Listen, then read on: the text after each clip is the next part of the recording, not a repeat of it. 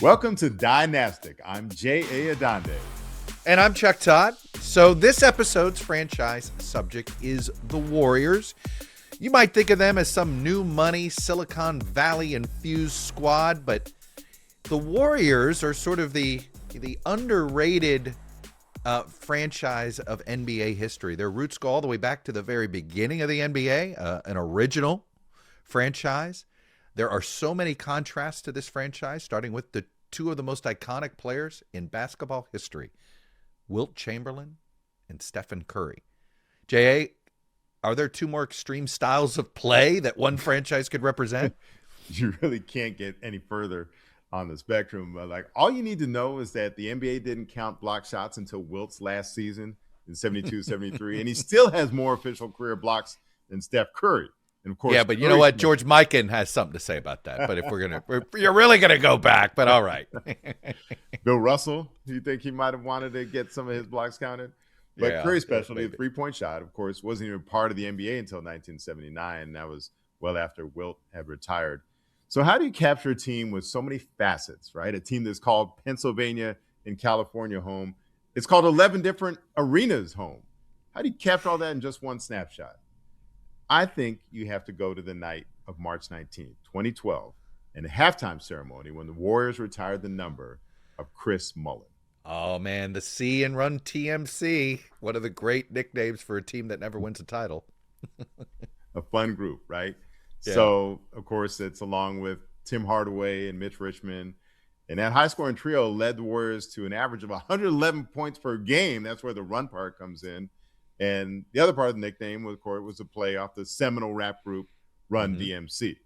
And you're replacing the first names of Tim, Mitch, and Chris for the DMC.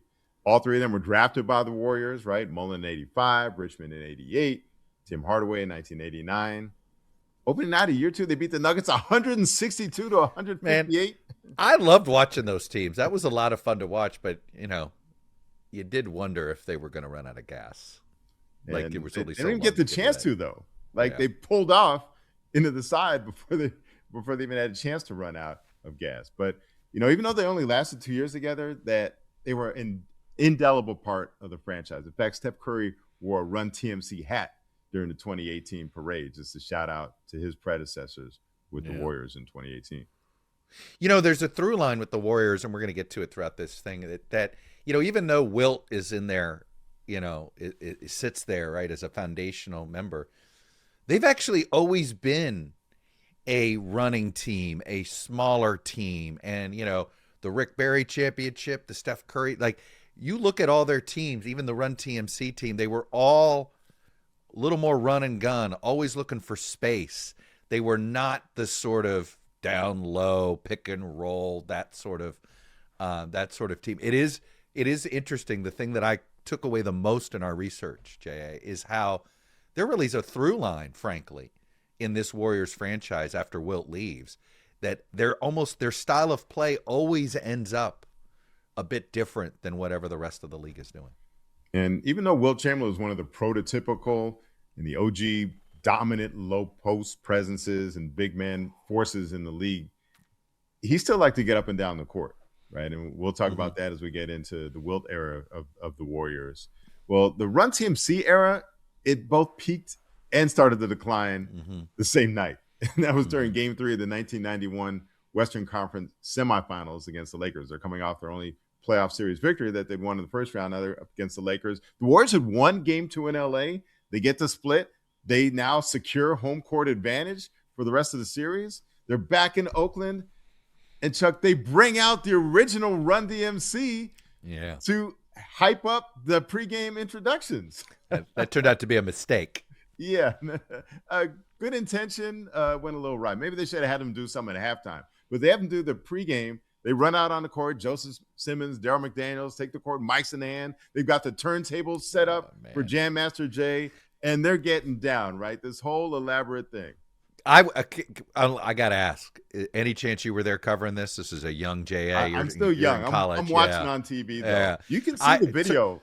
Warriors Facebook. That had to be, when I think about Oakland, 1991, peak run, I mean, that had to be amazing. Oh, to it be was in that rocking. arena. And even Yeah. Don Nelson, you wouldn't think this would be his type of get down, Don right? Nelson, right? As it ends, he's coaching that team. He kind of has a smirk on his face, and then like Run TMC, they go over and they like dap him up on their way off, and he's still kind of smiling. You know, wasn't smiling? The Los Angeles Lakers. The whole time this is going on, and I was watching the Laker broadcast, and they keep cutting over to them, and they're just scowling, they're glaring. Byron Scott and Magic Johnson just have these angry looks on their face. So the Lakers win the game, and then this is Michael Thompson on that team, right? Clay's dad is on this team. Yeah, Clay's dad would have been there in '91, I think. Still, I think so, right? Yeah. So the Lakers win, and Magic's still mad about it after the game. And in the post-game interview on the court, he scolds the Lakers, delivers a stern message: "You don't party on the Lakers." That's what he has to tell the Warriors. You don't party on the Lakers, right? So then the Lakers win the next two games. They finish off the series. And Run TMC only lasts one more game, opening night of the next season. Then right after the game, Mitch Richmond's traded to Sacramento, and so much for Run TMC. Yeah. But that goes to that it's the story of the Warriors before they get to this dynastic period of their franchise, isn't it? It really is very short-lived. They get comet-like moments. Right, they get these incredible moments, like whether it's in the 66, 67 season or what they did here in 91. It's like you think, oh, are they on the verge of something? And then it's like Lucy pulls away the football. So they're split up. But on this night in 2012, they're all reunited, right? They're here to honor Mullin, and Tim Hardaway and Mitch Richmond are there, and so many people from the history of the Warriors. Rick Barry and Alvin Adels, the star player and the coach of the 1975 championship team, the Warriors' first championship in California. Tom Meschery, who's the most arguably the only player. one, right? The only one in California at the time. People forget this, so it's more of a revered title. That title still means a lot to that Warriors fan base. And it was kind of the North Star to when Joe Lacob took over the franchise and his ownership group. He pointed out to the banner, that lone California banner hanging up there, and said, "I want another one of those." Mm-hmm. Tom Meschery, who kind of epitomized the Warriors in a lot of ways, not a MVP type, but a fascinating character. We'll get into his story in a little bit. He was there. Nate Thurman, the Warriors' other Hall of Fame center, was there. And Wilt Chamberlain, who had died in 1999, he was there represented by his sister. So he was It really was almost like a "this is your life" for a franchise, right? You had the 60s, 70s, 80s, 90s at that moment, all represented there that night, all being brought together. It was, in some ways, a nostalgic night for many fans. But you got to remember, by this point in time, they'd only had 4 winning seasons in the 21 years since the breakup of Run TMC. I mean, my word. They were kind of look, I'll be honest. You were like, why are they called Golden? I was a kid in the 80s. Golden State. Why don't they just call themselves San Francisco or Oakland, right? You're a kid. You just want them all named after cities, right? And the present wasn't a lot of fun. The Warriors had a record of 18-24 going into that game against the Minnesota Timberwolves. They were 18-25 when the night ended, and they finished the season 20 games below 500. It was, I guess you could say that you have to hit bottom before you can get to the top, huh? But at least they had Steph Curry on the roster, right, Chuck? Well, let's see. Let's go through that. So Curry was in his 3rd year. He had already played in his last game of the season 10 days earlier. This was the initial fear of Curry coming to the NBA. Was he durable enough? He had been sidelined by his ankle issues, troublesome ankles that was the whisper campaign about him in the draft itself, right? He would need surgery that summer to reattach some torn ligaments. It felt like his body was just, too frail to succeed in the NBA, right? There's always been this question. If you're 6'3" or under, can you survive in the NBA for a long period of time? So he was a long way away from turning the sport upside down at this point. In some ways, he was having the career people feared that he was going to have, not the one that he would eventually have. So we'd seen glimpses of what he could do. He had already had a 42-point finale in his first season, so you knew it was there. He finished second to Tariq Evans in the Rookie of the Year voting. And, of course, you remember Tariq Evans and all his MVPs, right, J.A.? Yeah, that wasn't a very prescient vote by the media that year. Just want to say I did not have a vote in that year's balloting. But you know who did end up looking like fortune tellers, at least on that night in March of 2012? Mm-hmm. Rick Barry and the man of the hour, Chris Mullin. Yeah. Well, you have to wonder if they truly believed what they were saying or if they were just trying to calm a crowd that had quickly turned like Roman Colosseum levels of ugly. Well, this is what I don't know whether I'm always proud that fan bases care. So I think ultimately the fact that they were so upset that night maybe tells you something about the fan base. But the mood shifted when the new Warrior ownership group head, Joe Lacob, took the microphone.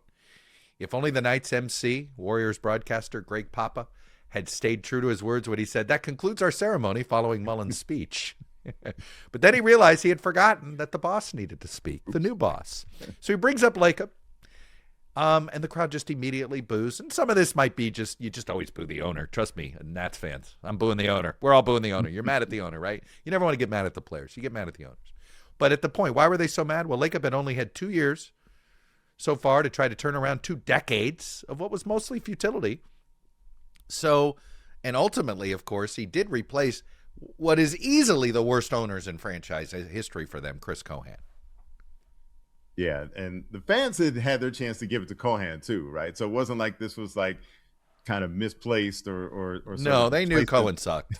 Let's be honest. and they let him know when the All-Star game was in Oakland in 2000 and Cohen was introduced and boo, like there was no All-Star break apparently for the ownership for Chris.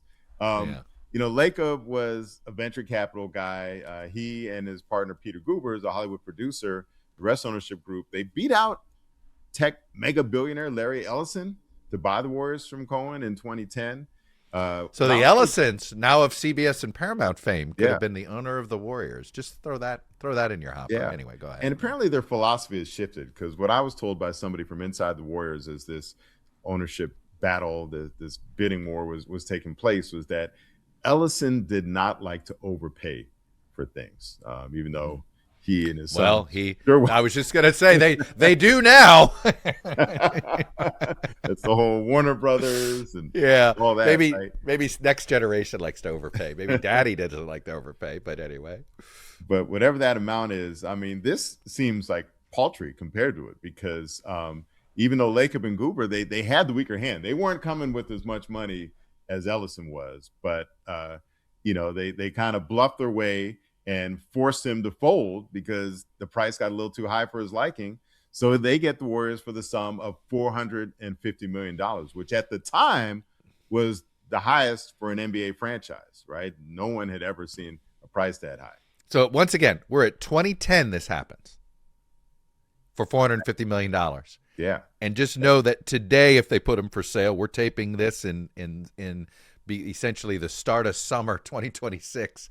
So how many other investments at $450 million could grow to $10 billion in value in essentially 16 years? That's pretty good. It's amazing you can get such a high multiple for something that costs so much even back then. But, the Warriors fans, they were wary of this group from the get-go, right? Because they had their first introductory press conference after they took over the team. They held it in San Francisco, not in Oakland.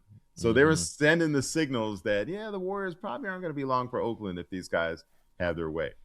And in that night in 2012... By the way, they were right about that. They were right. Okay. But they were wrong in this sense. In 2012, they were still angry because just the week before, the Warriors had traded away Monta Ellis to Milwaukee for center Andrew Bogut. And remember, Ellis had been the leading scorer on another one of those brief, short-lived moments that the Warriors had, the We Believe team that beat Dallas in the 2007 playoffs. And now 5 years later, the last real link to that squad was gone. And up until the Heat knocked off the Bucks a couple years ago, that was the first time an 8 seed had ever knocked off a 1 in a best of 7, right? You had to get Miami into this somehow, right, Chuck? I know. I did. But you're right. You were right. That was a historic victory. And it wasn't just, the fact that they won and they beat a heavily favored Dallas team. It was the way that they did it, right? They had this carefree style. They were liable to pull up and shoot a 3 anywhere at any time. Well, people forget about that Dallas team. That was Dirk. That was, he gets his title eventually, but that was supposed to be the team. Yeah. It's funny, every They franchise coming has off the this. finals loss the year before. Yeah, every franchise has this where you have the team that didn't win the title that you always thought should have. And Dallas fans probably would say that they thought that was going to be their title year. And they get it a couple years later, so there's not the same probably anger about it. But that's what made. I mean, it wasn't like an 8-over-1 in a weak year. You were like, that was the favorite for the championship that year. And to just kind of make it even better is that they kind of like manipulated their way. They wanted the Warriors. They thought they did because they. By the way, this is the most fun part of why we do this, right? I always say it's I didn't know that. The We Believe story. Here I did not know anything about this part of the We Believe story. It's much better than even the naming of the Immaculate Reception. So here's this story. Okay, so Paul Wong, a resident of Alameda, he's owner of a Korean barbecue joint. On March 7th, 2007, he prints 150 placards and hands them out at a Warriors-Nuggets home game. And the sign reads, "We Believe." Warriors beat Denver. Wong prints more, beats the Clippers 2 nights later. 3-game win streak, so the signs become more visible on a TNT game. Wong took the signs to Sacramento on April 13th. He's back home, so was Wong. It becomes this thing. So Wong told everyone the idea came from The Secret, which is a self-help book from Oprah. But what he didn't tell everybody is that this was about his own marriage. His wife of 10 years had given him the book. Their marriage was in trouble at the time. Wong was a workaholic. She didn't believe he believed in their relationship anymore. So Wong's stated reason for starting this campaign of We Believe was to motivate fans to be zealous about the team again. But the real reason was he was trying to also prove to his wife that he believed in their own marriage. Here's the good news. Right? Here's the good news. Paul love. And Mai Wong are still married. They got to watch the Warriors win the 2015 championship together. They are true believers in every sense of the word. That is better than I love these weird origin stories, but that's a good one and a happy endings to this. And it's great when it's organic, right? When it's not corporate. Although it kind of quickly got absorbed. Of course it does. It's like the terrible towel, right? It was kind of fun. And then, hey, it's a business. Everything's a business, right? Everybody monetizes everything. By the way, speaking of that, you can, of course, call our folks and advertise. No, I'm just kidding, right? We're everything. We all know everything becomes a business at some point, and so did We Believe. So they started printing and giving out T-shirts, in the playoffs when everyone wears the same color T-shirt at the home games. So they had the We Believe T-shirts that the crowd was wearing, certainly by the end of that series. And you'll still see, you go to Warriors games, you'll still see some kind of faded old yellow We Believe T-shirts. When I look at them, I'm like, all right, it reminds me, real fans. Yeah, it reminds me, if you go to an Angels game, you'll still see people with rally monkeys. Yeah. And remember, there was that real brief period of time where it worked. And it's funny how this stuff can stick to a franchise. The year the Nats won their World Series title, they had a guy who was a pinch hitter named Geraldo Parra, and he had little kids at home, and so he decided to make his walk-up music Baby Shark, that kid's song. Well, it became the theme song of the entire Nats playoff run, and then and even to this day when they introduce him, they play the song, and it gives, and that's sort of how I think We Believe, even to this day, they never win a title with We Believe. Right. And yet there's somehow this idea that like it's stuck more with this franchise than something that isn't a title has. And even when the Warriors did become championship teams, there's still love, Baron Davis or any of those We Believe guys show up and the crowd still adores them, right? But by 2012, that era was over, and now they're they've got a new coach, Mark Jackson. He's focused on getting the Warriors to be serious and play defense. And that was actually the first step toward the rise of the Warriors, but it just didn't seem like it back then. And man, if you want to see a painful 3.5 minutes of video, just look up Warriors fans boo Lacob on YouTube. The booing was so bad that Lacob ends up acknowledging it. I mean, you don't ignore it. Although some people say you ignore it, we're all taught, fight through it. And he says, well, now that we got that out of the way, he says before he begins, except it didn't get out of the way. Lacob starts off, tonight is about two things, embracing history and respect. And then someone yells out, we want Monta! And things just completely fall apart. If you look at it, Lacob is shook, right? He starts struggling to get his words out coherently. He keeps pausing. He laughs nervously. None of it's working. Finally, Mullin comes up to rescue him. He puts his arm around Lacob, says, I got it. And he tells the crowd, sometimes change is inevitable, and it's going to work out just fine. Use that passion in the right direction. He says, this thing is going in the right way. That brings some cheers, and Mullin walks off. He's smiling. He thinks, okay, my work is done here. But as soon as he sits down, the booing starts again. And this time, Rick Barry gives it a shot to try to end it. This strikes me. Sometimes rich guys aren't used to having somebody say no to them. And that had to I don't think we fully appreciate, he's probably only had people tell him great things for so much. So this was probably that kind of extra sort of hurtful experience in his head. So anyway, Barry comes up and he's in his brown suede jacket and sort of Grumpy Rick, right? Grumpy Rick chastises the fans because that's the Rick Barry we all know and love, right? He goes, come on, people, you fans are the greatest fans in the world. Show a little bit of class. This is a man that I've spent some time talking to. He's going to change this franchise. This is crazy. Seriously, come on. You're doing yourself a disservice. So Rick Barry telling, if you only understood the story of Rick Barry's first 5 years, you'd be like, Rick Barry is telling people to calm down? But anyway. But it was unusual, too, because, we've seen fans give it to people. We've seen fans give it to the commissioners, right, at the draft or when they make appearances. But I don't think give it back to the fans like this did. Well, but in some ways, though, that's Rick Barry, man. Yeah. Rick Barry was unafraid. He'd give it back to anybody. He's lucky he didn't have more broken jaws back in the day. But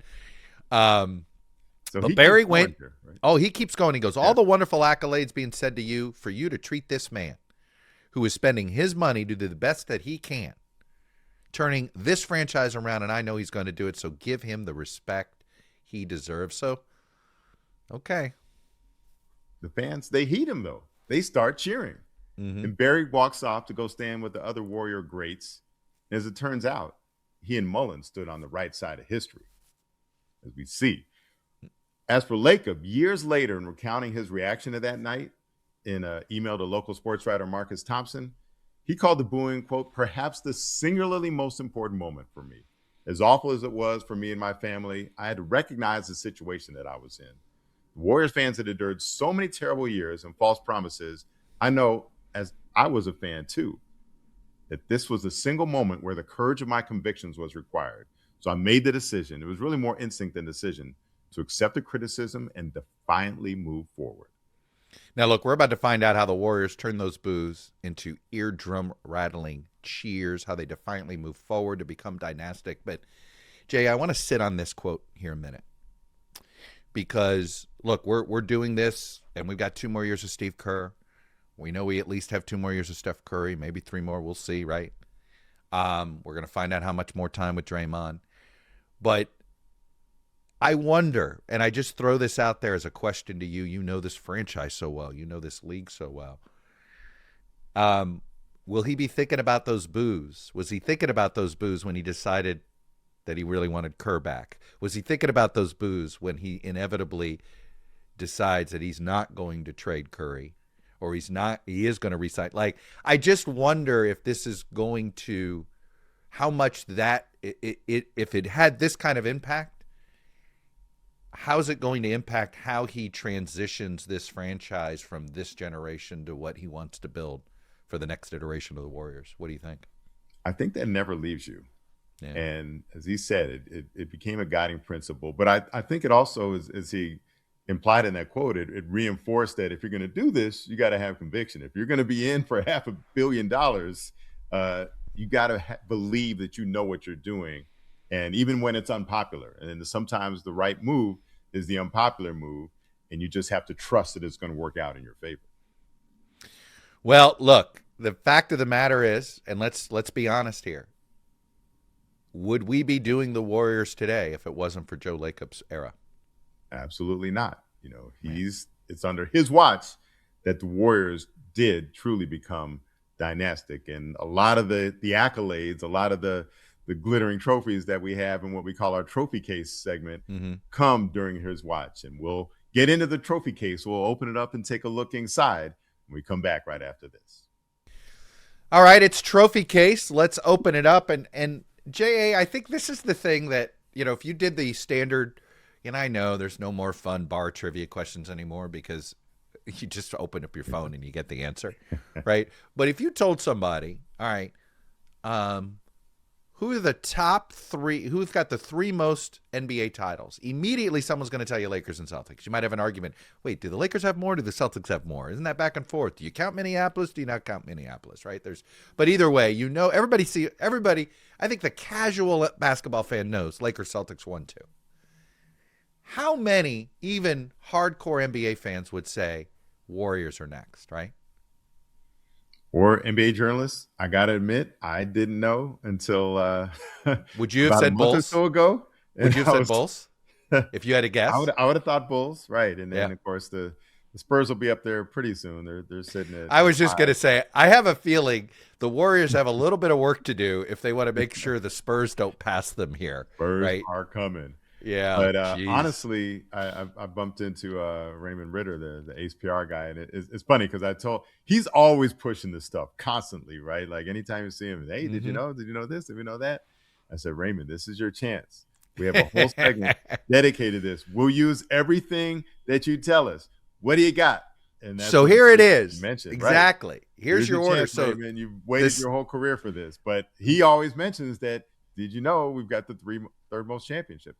And I will say Raymond was actually pretty instrumental in kind of bringing back some of the Philadelphia Warriors and the early San Francisco era Warriors stuff into the mix, and like hanging the banners of the retired jerseys from Philadelphia and the championships from Philadelphia in the practice facility at least. But I didn't know until he pointed it out that the third most championships belong to the Warriors franchise. And it's one of those things. I mean, to take you a little bit behind the scenes here of our debates about, which franchises we should do next. And you were all over on the Warriors here, JA. And then the more you were like, oh, absolutely. This is I think it's fair to say the most underappreciated all-time great franchise in the NBA. And because we don't think of them that way, as we said at the beginning. They're just thought of as this like internet startup. Right. Although I will say that I don't know if they would have really qualified to do the show. I don't, they wouldn't have popped up. They certainly wouldn't have been, at the top of my mind to do, because even though they and again, our kind of unofficial thing is you got to have at least 3 championships to qualify, which they would have qualified, but they were so spread out and they were so long ago. But the fact that they had this run under Lacob, that really made them strong candidates. Well, I mean, it's like if you and I had met and started doing this in 1999, would the Patriots even made our radar, right? Absolutely. It's like, and that's what happens sometimes. It's just like, and that's the beauty. That's why we enjoy this. All right, so again, 7 NBA championships. They're nouveau riche, but they do have a tradition that goes back to the beginning of the league. They won the first championship before there was an NBA. They won the first championship that's now recognized by the Basketball Association of America. They're not first one. That's not the Celtics don't have the first one. That's one thing they have over the Celtics. The Celtics, by the way, in this original league, it's the Warriors, Celtics, and Knicks are the only teams left from that league where they won that first championship. And if I think even cements them in even more. But their championship wins 47. 56, both in Philadelphia, then 75, and then, of course, the run of 2015, 2017, 2018, 2022. At some point, we're going to get into the 75 one because 75 is one title that many people thought would have been the first great run of the Warriors. Many fans thought was going to be 67 to 75, but we'll get into that later. So the Warriors not only have the best regular season record in NBA history, 73-9 single season, the best single postseason record in the NBA when they went 16-1 the very next year. And so there's a little bit of dubious and I think a little sour, the fact that they didn't win the championship and go on a great run in the playoffs when they went 73-9 has kind of removed the luster, the allure of that 73-9 record, much to my chagrin. And I actually really was rooting for them to win that year because I knew if they didn't, then people wouldn't talk and wouldn't revere that 73-9 season. And there's no recognition of it. Like, don't you think they should have a banner? I'll throw that question to you, Chuck. Should they put a banner up for doing something no one else in the history of the league has done? The Bulls, the way they handled it, because they did win a championship the year that they won 72. So they have their championship banner from 1996. And below it is like a little add-on that says, 72 wins. All right. Do you have the Seattle Mariners put up a banner for their, what did they win, 114 games that year that they did not get to the World Series? The one Ichiro team. But what was different was it felt like everyone knew that they weren't going to win the World Series that year.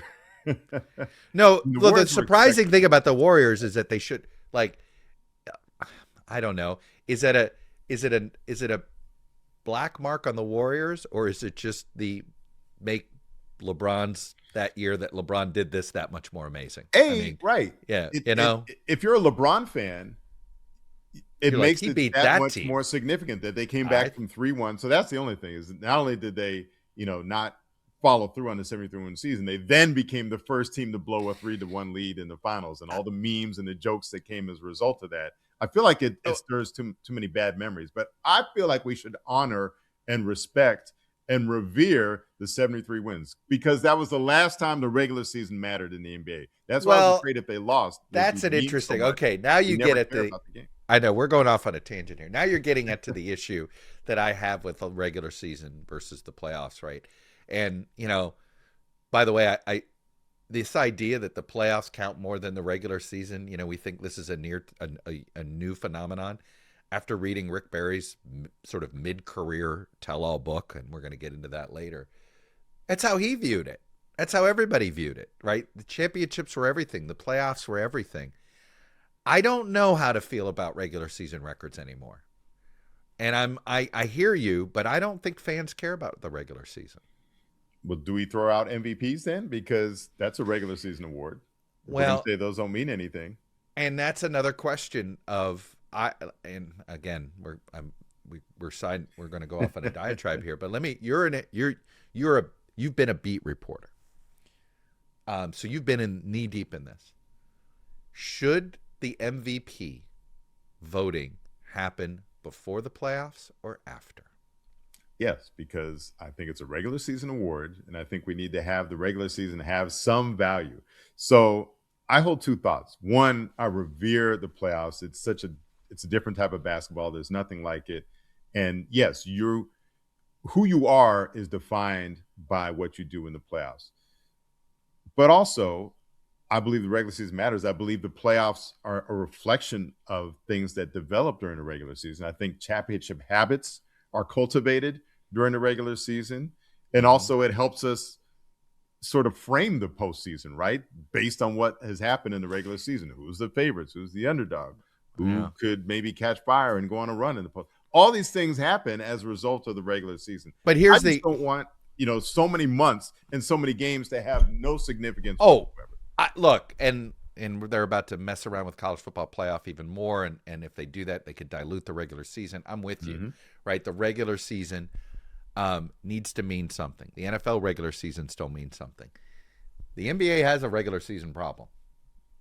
I think we all deep down inside know there's kind of a problem. The question is, how do you still revere it? But let's talk about the record that matters more. And an undefeated postseason is still a North Star for an all-time great team who is yet to do it. Not the Sixers in '83, they lost one. Not the Bulls, and the Warriors came close. That's not the Lakers in 2001 when they lost. They didn't lose until the first game of the NBA Finals, and not the Warriors when they got Kevin Durant and ran the table. They came within a game of running the table, and then LeBron and company put on a great game in Game 4 of the Finals and denied them that extra. So let me ask you this: what's a greater record, 16-1 in the postseason or 73-9 in the regular season? 73-9. I mean, to sustain it that much, and when all the things are against you, having to win on back-to-back nights, for example. I mean, getting through the regular season with all that it's a stuff. chore. I mean, there are some coaches will tell you there are schedule losses, right? Just as you're in your third city in 5 days. I always love that. People say that. Yeah, we got 10 scheduled losses on our schedule. Yeah, like, I mean, you look in and it's just kind of built in, and the fact that the Warriors overcame so many of those, right? The NBA, it's a little more favorable in the playoffs because you don't have to play back-to-backs, right? You don't have to go to multiple cities. Yeah, I know. And you're not having to prepare to play Toronto one night and, Milwaukee the next night and Indiana the next night, right? You're just locked in on one team. So I would say in some ways, now, granted, the opposite is true too. The other opponents are locked in on you. I was just going to say, I think the playoffs, right, where somebody, you can figure out your 10, you can fool them one night. Can you use, you have to change your game plan on by game 3, game 4, right? You can't do the same thing if they figured out what you're doing. I don't know. I will say this. I think the next great all-time team in NBA history will be the first one that somehow goes undefeated in the playoffs. Well, the Thunder had a shot at it this year and lost in game 1 of the there's a guy named Wemby that's I mean, I hesitate, again, we're taping in the middle of Wemby's run here, but boy, that is something. Yeah. I do feel like, I don't know about you, if you were writing your column, would you have written the something has changed? Like the tectonic plates have shifted, haven't they? So there's another moment where I saw something change, and we'll get to that later on. I actually did write that, but I think this was even a greater case. I think this will be a more lasting tectonic shift in the NBA than actually what the Warriors were able to do in 2015. What they did in 2017, though, they did start 15-0 before they lost that game 4. And it's still amazing they got that far. I mean, and I remember that game 4 because we were all waiting to see, are they about to, we all knew the Warriors were winning the championship. Although, because of the 3-1 comeback from there was sort of like, wait a minute, they just want to. They're not gonna do a 3-0 comeback, are they? LeBron's not doing that, is he? It was out there like, it's 3-1 now. Yeah. Crank up all the 3-1 Warriors below the 3-1 lead memes again that everyone used in 2016. So they had a 15-game. They won 15 straight games that year, 15-game winning streak in one single postseason. They also, going back to that 73-win season, they had the second longest winning streak in NBA history over a 2-season span because they led. Now the Miami Heat, my Miami Heat friends would complain about this. Because the Miami Heat had the second longest in a single season, right? 27, I think. Right. But I count it because the franchise did. I know the rosters aren't the same, but we say like Steph Curry had that streak of making a 3-pointer in whatever game that was, right? Mm-hmm. We should have this in a trophy case, but he had a lengthy streak of making at least one 3-pointer in consecutive games. That covered multiple seasons, right? So I'm perfectly willing to cover the fact that they won 28 straight games over multiple seasons. The last 4 games in 2014-15, and then the first 24 games in the 2015. To start 24-0 is something else. Yeah, so that's the best start to a season, right? The Warriors had 6 players on the NBA's 75th anniversary team who were with the Warriors at some point in their careers. Significant. What is that? That's all. That's like 8. That's like what, 8.8%. Yeah, that's pretty. That's pretty good. Yeah, I say at some significant point in their careers. Raymond added a 7th, Chris Paul, but we don't think of him as a Warrior at all, right? So I'm going to say 6. Paul Arizin, he wasn't really. His best years weren't as a Warrior. No. So Paul Arizin, Rick Barry, Nate Thurmond, Wilt Chamberlain, Stephen Curry, Kevin Durant all got together on the 75th anniversary team. You love Paul Arizin. You feel like we've been doing this, and you've been on this the entire time. You think Paul Arizin is sort of the overlooked sort of superstar in Warriors history. We will. We'll talk about him later, but for right now, let's just say 10-time NBA All-Star, 3 times All-NBA first team, 2-time scoring champion, etc. Right, and then he shares a number with another star.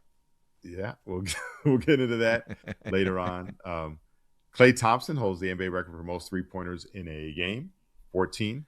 It's kind of amazing that Curry doesn't hold that record, but his backcourt mate holds it. Yeah, we'll see. That's a record for the most. That's a record that I would say any Klay record that the Warriors have, don't assume it sticks. while Curry's there, right? 37 points in a quarter. You think Steph's going to get that one? That Do you belongs to remember Klay. That's when the did NBA Kobe record? And when did Kobe get his 80-point game, Mr. Adande? What year or when? His last season, wasn't it? No. Kobe's 81. That was in 2006. He got 2006. his 60-point finale. It was a 60-point finale. That's what it was. Season, right. My point is that I just think that there's some more records coming Curry's You think way Curry's got a single 40-point quarter? You know? I think that if Curry, it's one of those, we know when he feels it, and you know it, and if you're at a certain point in his career, I don't know. It's like when you watched Bam and his 83-point game, where there was a point where the whole team wanted to see him keep going. I just think that there's every chance that we're going to, as the I don't know. I am, that's how much I believe in Steph. How's that? I'm just, and that I could picture a scenario. He hits 4 threes in a row in the first 2 minutes of a quarter. He's got 12 in a quarter or something, right? And then all of a sudden they're like, just feed him, right?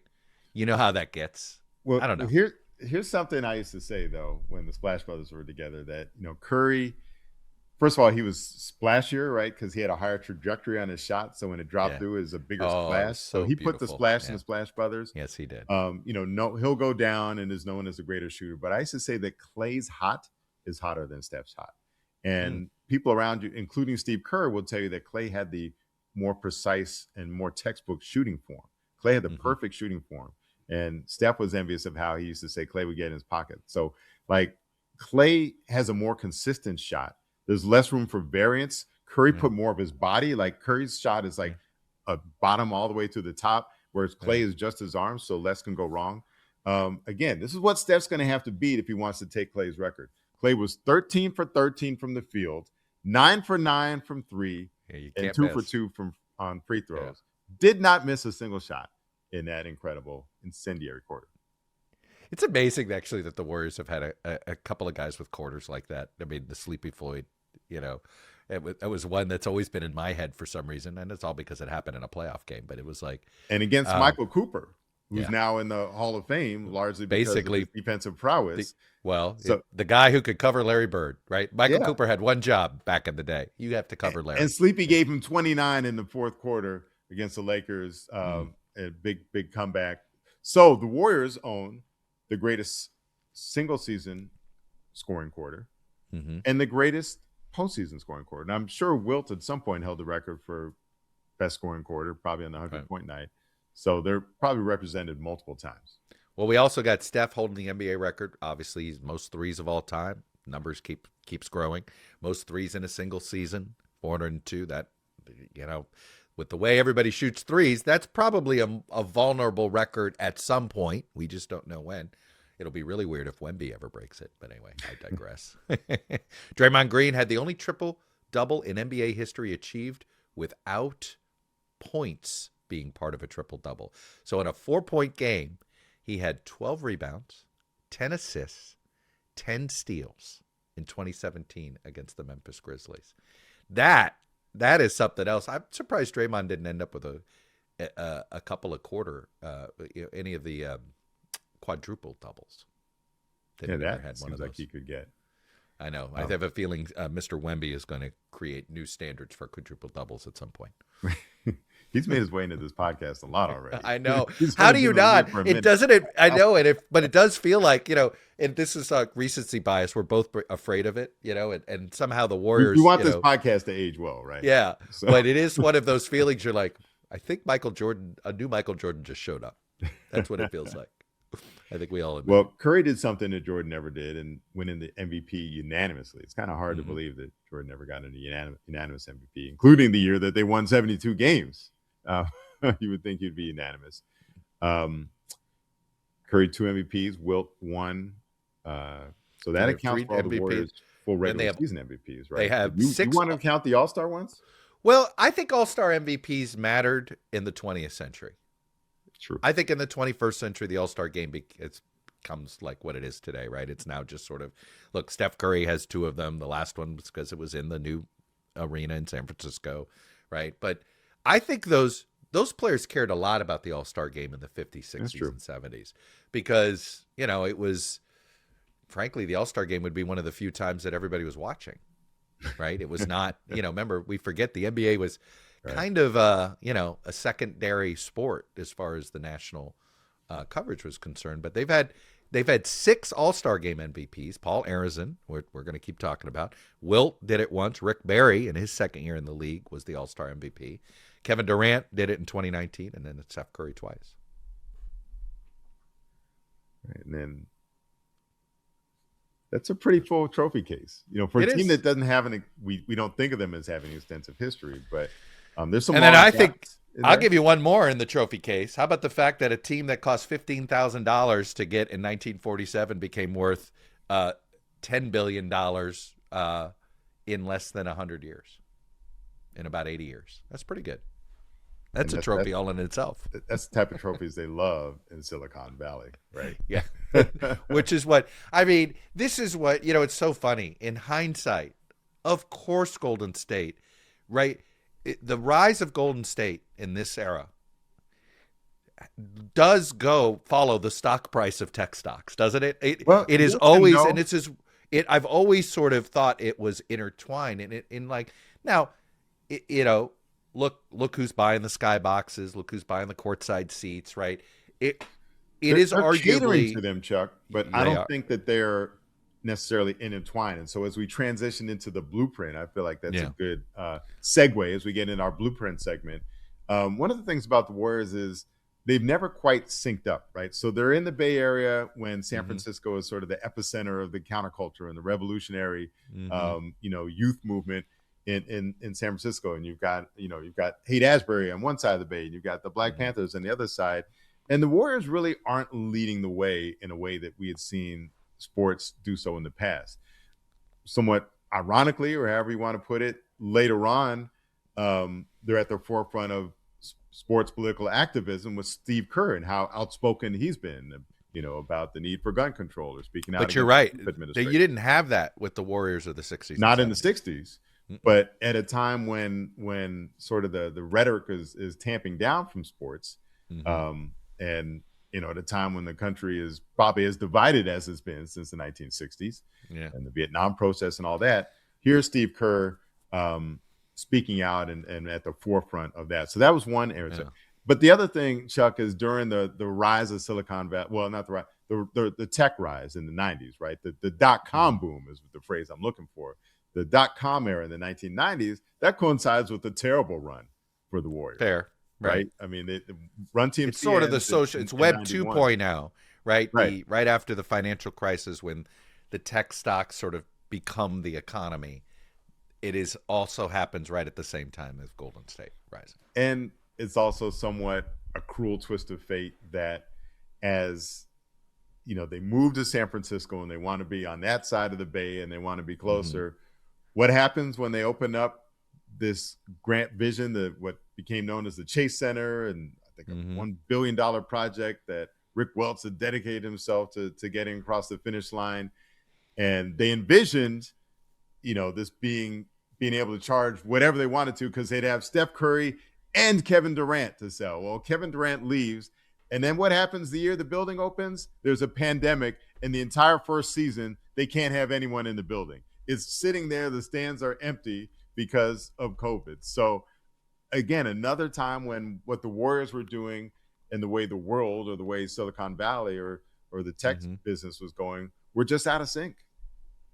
It's a fair point. And now in the post-pandemic era, that the 22 championship, by the way, sort of cements it, right? That it became an era. Right, more than just a run with Durant, right? Just like Kobe getting one without Shaq, Steph getting one without Durant was a big deal. Absolutely. So the best way that I would summarize the Warriors, is kind of hard to distill it down to a sentence or two, but part one is that they used to be unable to keep the good times going, right? All the runs were short-lived. The 75 championship was kind of one and done, never get back to the finals. In that era, Run TMC, 2 years, that's it. Right. We believe that's over. They draft some great players and end up trading them, like Chris Webber. Yeah, Oh my Oh, God. so Like, you've got this era of like, yeah, future yeah, Hall of Famers that slipped through their grasp. So right. they had Robert Parrish was a Warrior. They Yeah. trade him along with the pick that becomes Kevin McHale to the Boston Celtics. So there's 2/3 of the Celtics big three Hall of Fame front court that Well, think about could have this. been They've Warriors. they've trade they did it almost in every decade. They trade Wilt Chamberlain, although I will you could defend that actually it was probably the right trade. They do go to the finals the very a year after they trade him, but they're the franchise that traded Wilt Chamberlain. They're the franchise that traded Robert Parrish. They're the franchise that traded Chris Webber. I mean, Bernard King. yeah, the Forget about franchise that. that trades Bernard King. I mean, there's a lot of goat and not in the good way that you could have gone here in this direction. And by the way, there's even a moment where they think about trading Steph and Klay early in their careers. Yeah. And there's, and it's self-inflicted, right? Sometimes there's, you think of the Portland Trailblazers and what they could have been if Bill Walton hadn't hurt his foot. You think of, right. The Boston Celtics could have been even more dynastic without the tragic death of Len Bias, who they drafted right after they won the championship. Yeah, they might not have a dip in the 90s. They just keep running it all the way through. Maybe we don't even have Jordan and the Bulls. Like there's all kinds of ways that could have gone. Right. These are beyond their control. The Warriors, you had these guys and you traded them, or Chris Webber wanted out because he couldn't get along with Don Nelson, like all these things. And you chose Nelson over Webber, right? Maybe you keep Webber if you get rid of Don Nelson. You chose Nelson and you really didn't have anything to show for it. And then, Webber goes on to become a Hall of Fame player and elevates the Sacramento Kings, your regional rival, right? And gets them, to the brink of a championship in the 2002 season. So all these self-inflicted wounds that the Warriors had, which prevented them from having sustained success. Frank Maioli, one of the owners, the owner from the mid-'60s to the mid-'80s, he talked about that. He said, I'd captured lightning in a bottle, and I insisted on trying to recapture it. It's easy enough to capture once. It's not hard work or brilliance that does it, but luck, a stroke of good fortune. It is harder to recapture it once it gets loose. Yet I'm kept alive by my dreams of stuffing lightning back in a bottle. It's hard to sustain. Like I always say, Chuck, anyone can get rich. You can win the lottery. Yeah. Staying rich, staying relevant, that's a different thing. And the Warriors struggled with that up until the past decade. No, it really is this ownership group that has been able to keep to sustain this going forward. Look, they start as the Philadelphia Warriors. They were part of this original BA Basketball Association in 47. There are two other teams, the Celtics and the Knicks, that the Warriors came into the league with that still exist. They're, of course, now the Golden State Warriors. There were eight other of these franchises from 46 that are all gone. I love these. They were the Providence Steamrollers, the Toronto Huskies, the Washington Capitals. So the original iteration of the Washington Caps, to our co-partner, Mr. Steve Hall here, was not a hockey team. They were a basketball team first. Live with that, brother. Chicago Stags, you got to love that. Cleveland Rebels, Detroit Falcons, Pittsburgh Ironmen, and the St. Louis Bombers. It is interesting that the Warriors, this now pillar of the West Coast, was actually one of the founding triumvirate of key franchises in the East, obviously Knicks and Celtics. So that sometimes gets lost. They're this cornerstone of the Bay Area now, but they actually were an East Coast tentpole back in the day. And at the time, of course, the NBA developed as a way for hockey owners to sell tickets into their arenas on nights that the hockey teams weren't playing. So to think, now you have basketball owners trying to acquire hockey teams. Back then it was hockey owners looking for extra dates. Oh, this basketball league might work, so let's try that. And it's funny because it was a Canadian owner of the Los Angeles Lakers, Jack Kent Cooke, who added the Kings basically as a way to fill and justify building an arena for the Lakers. So the Lakers are playing the sports arena. King has a fallout with the people that run the LA Sports Arena, wants to build an arena, but he says, well, if I build an arena, I got to have another team. So it kind of come full circle. I think that's late 60s, early 70s when the Forum gets built. So now the LA Kings exist basically to sell tickets on the night the Lakers weren't playing.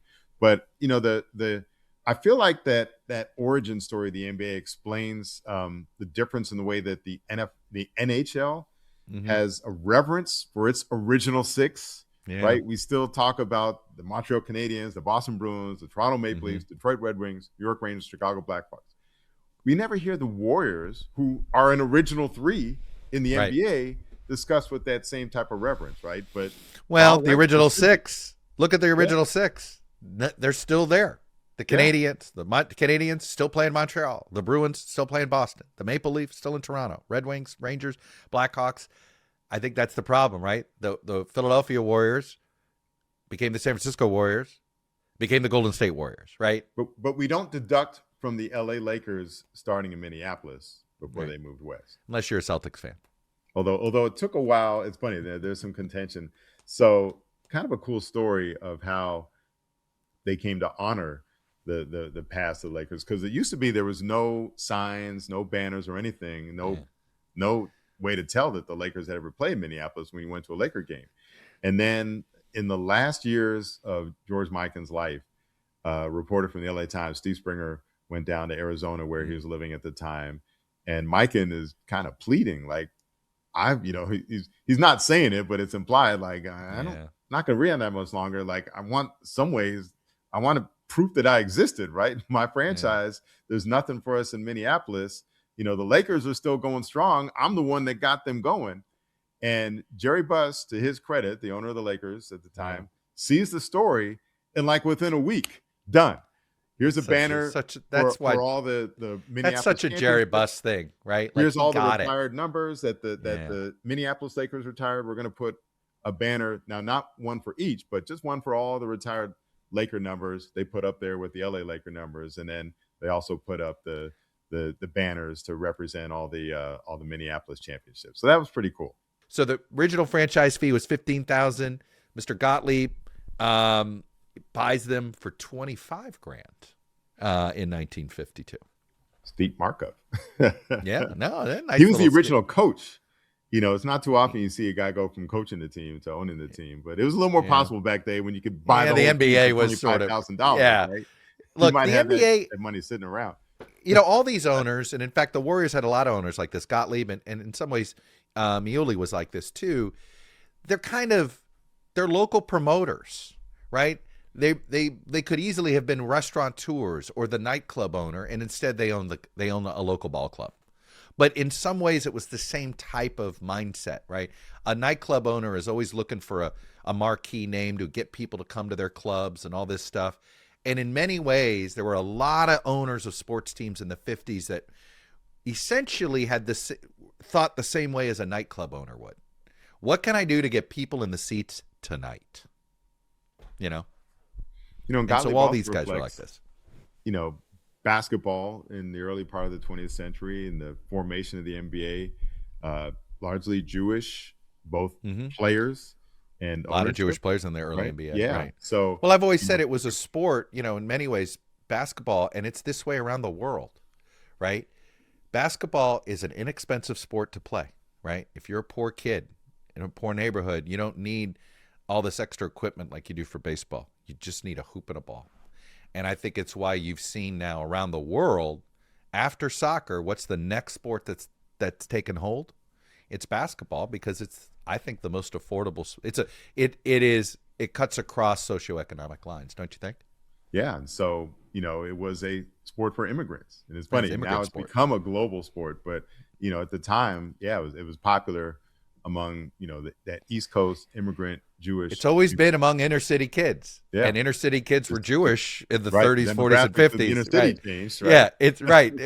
In some ways, it's always been a city sport. Right. It's just depends on who the demographics of the city. Yeah, but the Jewish folks from New York also took basketball up to the Catskills in the summertime. So basketball was really big up in the hotels in the Catskills as well. Again, because that influx of the New York Jewish community. So Gottlieb buys the team. They win their second championship in '56, led by Paul Arizin and Neil Johnston. And Gottlieb is influential, you could say, plays a big role in the drafting of Wilt Chamberlain. It's not that he made the decision. It's just that there used to be something called the territorial draft, where you could pick someone in the regions. It was designed to kind of garner interest, right? They thought it would be good if you could keep a star from your area But it By the was way, designed for college players. this was true Right. in the football too, because in the 40s and 50s, college basketball and college football were more popular than the pro versions, right? Locally. Absolutely. Yeah. Yeah. Yeah. But yeah, both sports, basketball and football. So, So yeah. that's why they both instituted this territorial type of draft. So you're hoping situation. to capitalize, right? Mhm. But in this case, Wilt Chamberlain played college basketball at Kansas. Right. He should have been a St. Louis pick. He should have belonged to the St. Louis Hawks. But Gottlieb said, hey, this guy's from Philadelphia. You know, we could need some help at the box office. And because he was well liked by his fellow owners, they said, all right, well, we'll kind of bend the rules. This isn't the true spirit of the rule, but, you know, you can have Wilt Chamberlain as your territorial pick. And, you know, that kind of changes the course of certainly that franchise and to some degree the NBA. So it was kind of a personal favor to Gottlieb.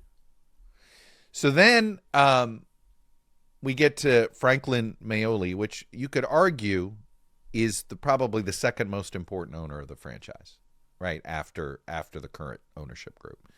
And I love this little detail. Diners Club. And I know we're going to have to tell people who the hell Diners Club was, right? But before there was credit card, though, right? That's right. Before there's Visa and MasterCard, right? There's Diners Club. Well, anyway, they as a company, they were the broker of the deal for Gottlieb to essentially sell the team for a pretty good chunk of change. I mean, to go to it was $850,000, and Mullin doesn't have this money on his own. I mean, he has to have his own set of ownership groups, and over time, in fact, he ends up buying out his partners. But the Diners Club, as a company, broker the deal, help put together the group to sell it out west, and this gentleman Franklin Mullin, who really is, he's sort of the same type of early owner that we've described actually previously, right? I mean, there's a pattern here, right? The owner, essentially Art Rooney, the first founder of the Steelers, was a local sports promoter. Well, that's really what Franklin Mullin was. He was the local promoter, local sports promoter, if you will, and he wanted this, and he gets the team in '62, and arguably, I could make a case that from '62 to '75, that's the Warriors' second best run. Yeah, well, certainly nothing that came in the next 20 years. Right? No, I mean, they have two finals appearances, right. One victory. I mean, it is, and none of it involved Wilt Chamberlain, ironically. But the thing, so he was good, he was effective, but he was sort of scattered, right? The offices were a mess. People would describe. Well, he wasn't he didn't, right? He was sort of, we talk about, he was an owner coach, but he was sort of owner GM, but he was also friend. Like, he liked having a friendship, and Rick Barry loves the guy, still loves the guy. And he was actually beloved enough that even when he sold the team, Mullin sells the team in '86 to two gentlemen named Jim Fitzgerald and Dan Finane, who were the former owners of the Bucks. He's so beloved that they just sort of let him stay. He's kept around, and he keeps a minority stake. And it was simply because he just, he actually, in some ways, was a precursor to the modern owner who understands you better have a good relationship with your star players. And you got to treat your star players differently, not the same. And he got that early, and for him, it was a business decision. His star players would get a piece of the gate. I mean, in fact, Rick Barry's first contract included a bonus if attendance went over a certain amount, right? Like, that was sort of how it worked. And now these days, I think, like, whether it's Bob Kraft and the relationship he developed with Brady, but the best owners figure out how to develop great relationships with their star players. Although now you can't cut them in. No, it's illegal. With percentages because of the salary cap. You'd be circumventing the salary cap, which would bring us to another current owner in the spotlight with the Clippers. We're still waiting. We're still waiting to see. We're still waiting to see now what happens there. Results of the investigation. How do they go from the San Francisco Warriors to the Golden State Warriors? Because originally they come out there, they're playing in San Francisco, and they're called the San Francisco Warriors. Well, but it's funny. My favorite little nugget. So in '67, they make the NBA Finals. They lose. In the playoffs, they're playing the Lakers, and they play Game 1 in Oakland, and it was this brand new arena that was the Oakland, what is now became Oracle eventually. And then they played game 2 in the Cow Palace, which to me is one of the great names of a crappy arena you could come up with. And they were sort of nomadic. What's the contrast? Cow Palace. Those two words. Cow Palace, and the idea that, and I don't think of cows when I think of San Francisco. No, I'll be honest. But so before what happened is that it all involves the San Diego.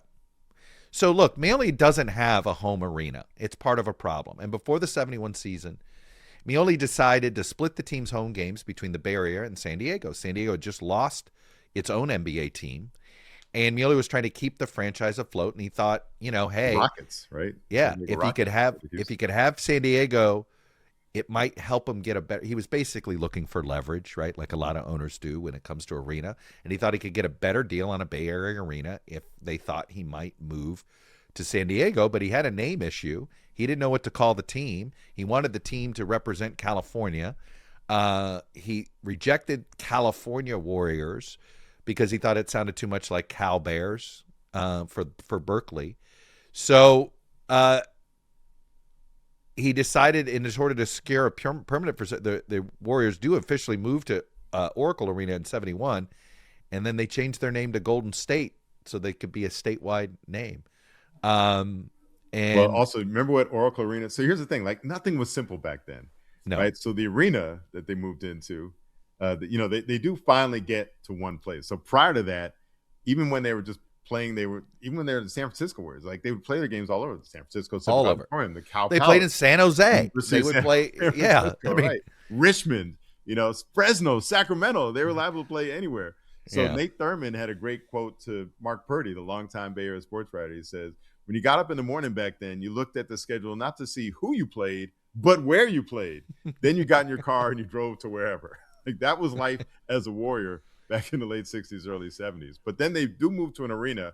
But even then, it doesn't roll off the tongue, right? So there was a whole complex built. So there's the Oakland-Alameda County Coliseum, which is where the Raiders and the Athletics played. Right next to it was the arena called the Oakland-Alameda County Coliseum Arena. Right. Eventually would be known as Oracle. Roll off the tongue. No, it didn't. But they stick to this Golden State name. And what's interesting is I don't think people realize how close Golden State got to becoming the San Francisco Warriors. Essentially, if Steph Curry doesn't win a couple of titles, this ownership group makes them the San Francisco Warriors. And we're not just speculating. Rick Welts admitted it in an interview. So the whole plan, they were going to go to when they were going to get the Chase Center in San Francisco, was to become the San Francisco Warriors.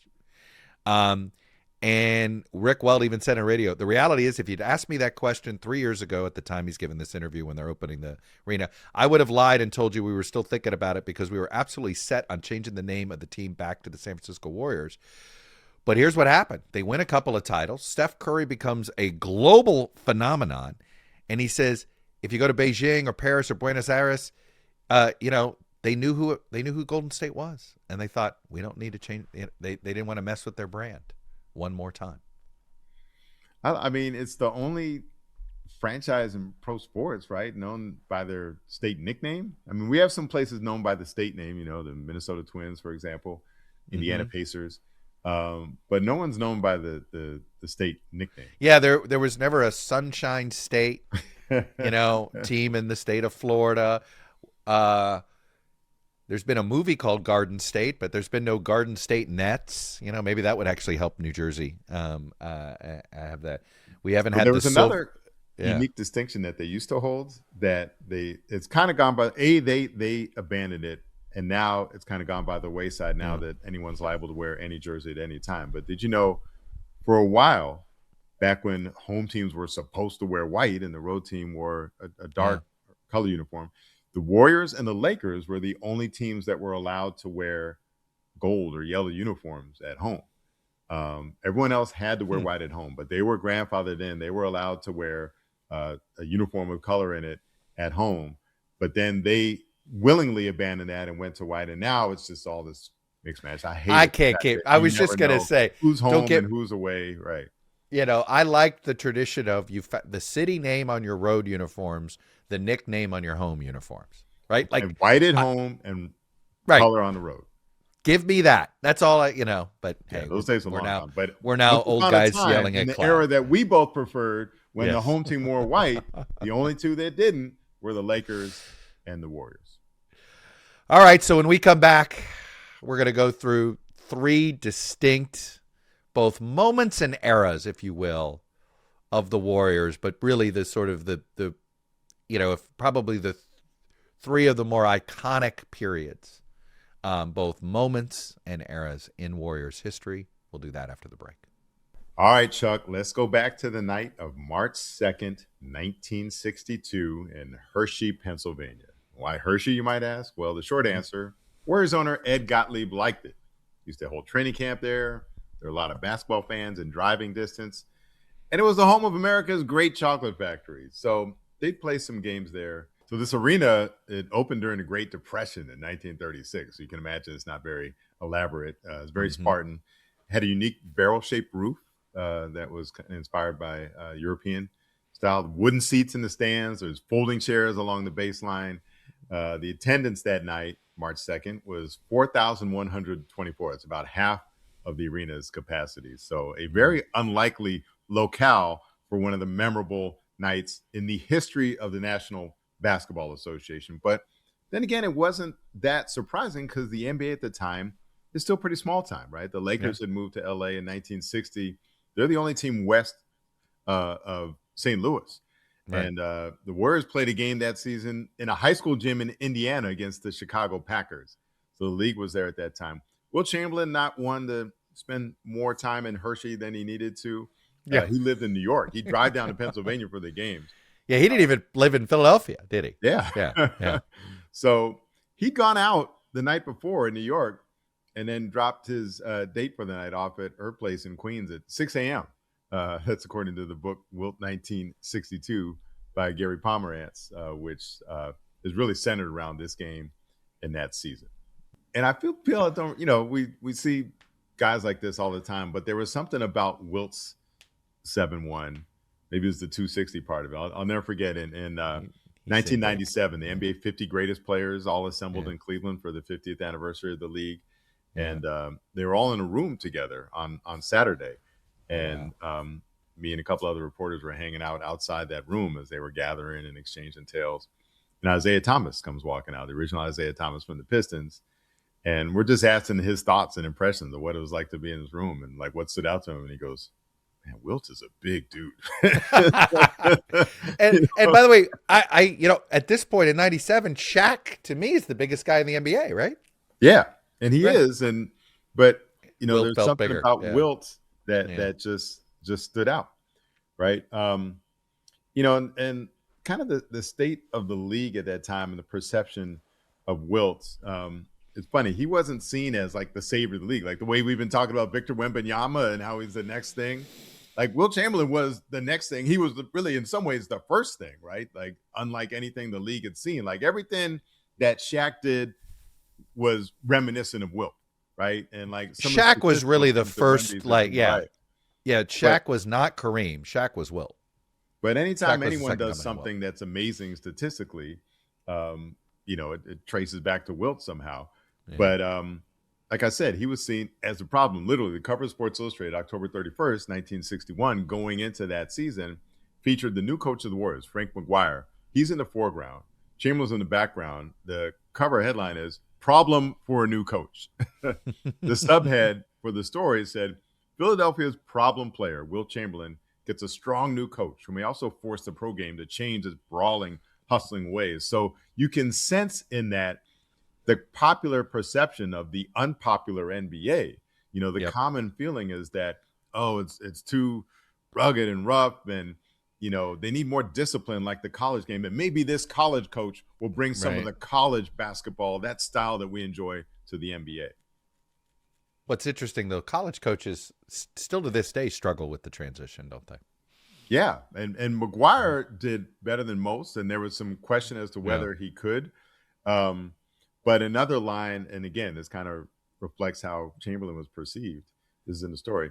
Huge and sensitive Wilt Chamberlain, the highest scorer in pro basketball history already, just a few years in his career, had gone into a season-long sulk.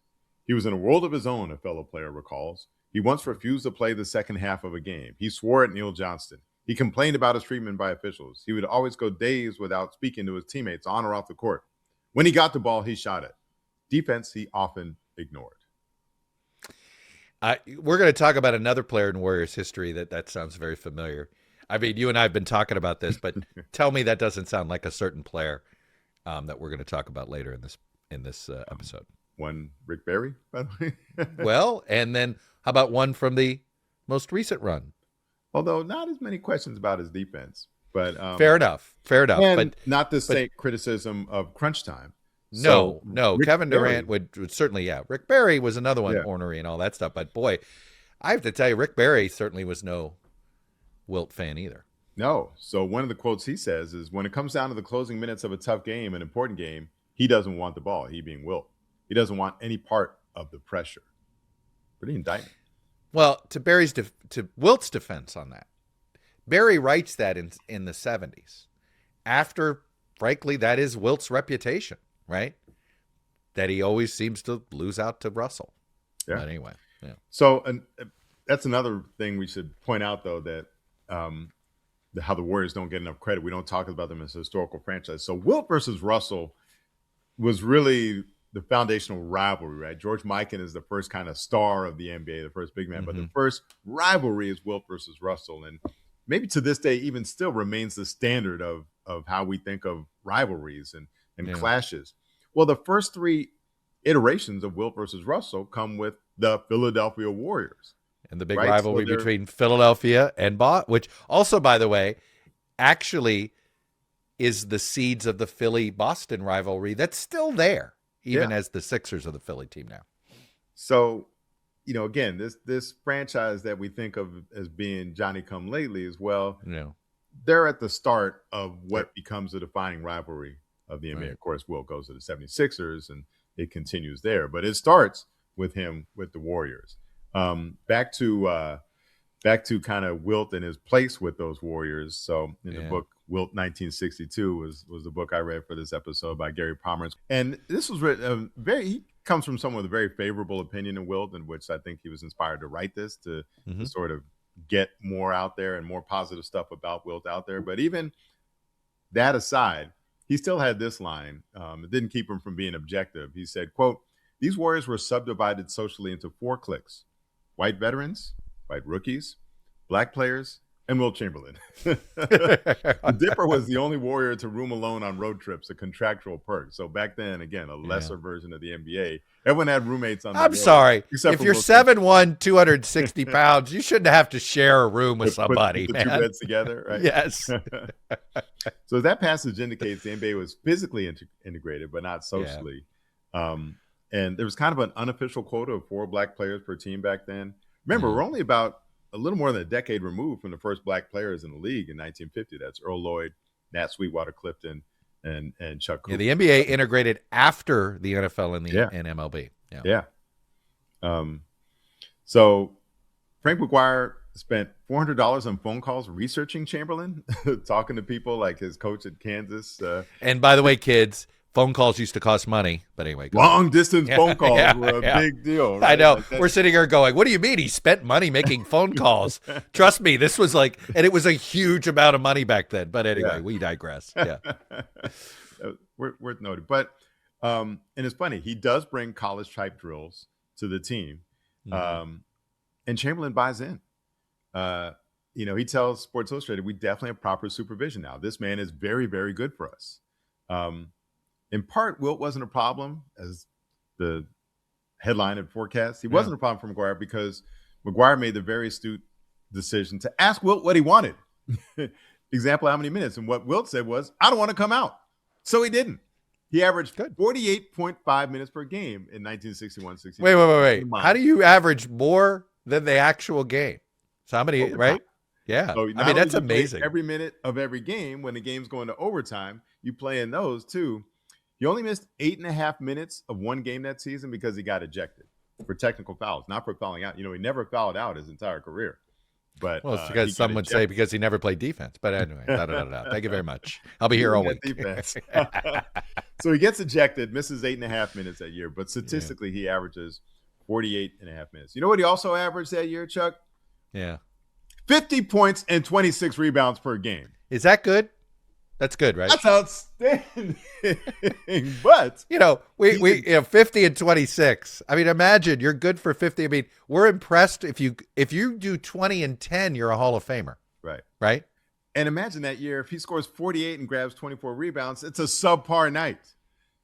But by the way, on his not to go down this road, but he actually got fewer than his average rebounds on the night of the big game. He only got 25 rebounds that game. Things, right? Yes. But he does not win the MVP that year. Bill Russell wins it. The Warriors won 49 games. The Celtics won 60. It was an 80-game season back then. And so it kind of establishes that, Wilt puts up the numbers. Russell is a winner. But what the precedent that it set is that I never want to hear someone has to win the MVP because of this stat, right? So like this year you could have said, Nikola Jokic led the league in rebounding and led the league in assists. How can you not make him the MVP in that case? Well, because they did not make Wilt Chamberlain the MVP when he averaged 50 and 26. So that erased any future argument that because of some type of statistical argument, anyone should be the MVP. So that brings us to March and that game in Hershey. When Wilt makes 22 field goals in the first half, which is still an NBA record. It's funny, a quirk of Bam Adebayo's night when he scored 83 points on March 10th, 2026. March, big. Eerily, I was just going to say eerily close to the same, nearly the same week as Wilt's. Yeah. Shout out to the Pisces. Both my mom's parents were Pisces. Nice. So that night he scores 83, but with 20 total field goals. Obviously, three-pointers. He had a great three-point shooting night, a lot of free throws near the end. But it's just funny to me that on the night he scored the second highest scoring total, he didn't even have the second highest number of field goals for a half, let alone a whole game. His 20 field goals wouldn't have qualified as the second most for a half. Wilt had 22. Your guy, Rick Barry, scored 21 and a half on March 26th, another March date, 1974. So I just thought that was an interesting quirk. Wilt finishes with 36 field goals that night. Still a record. Second time that season he'd had more than 30 field goals. But really what made this such a record-setting night was that he went 28 of 32 from the free throw line. That's 87%. And he was not known as a great free throw shooter. Yeah. 51% from the line throughout his career, 61.3% that season.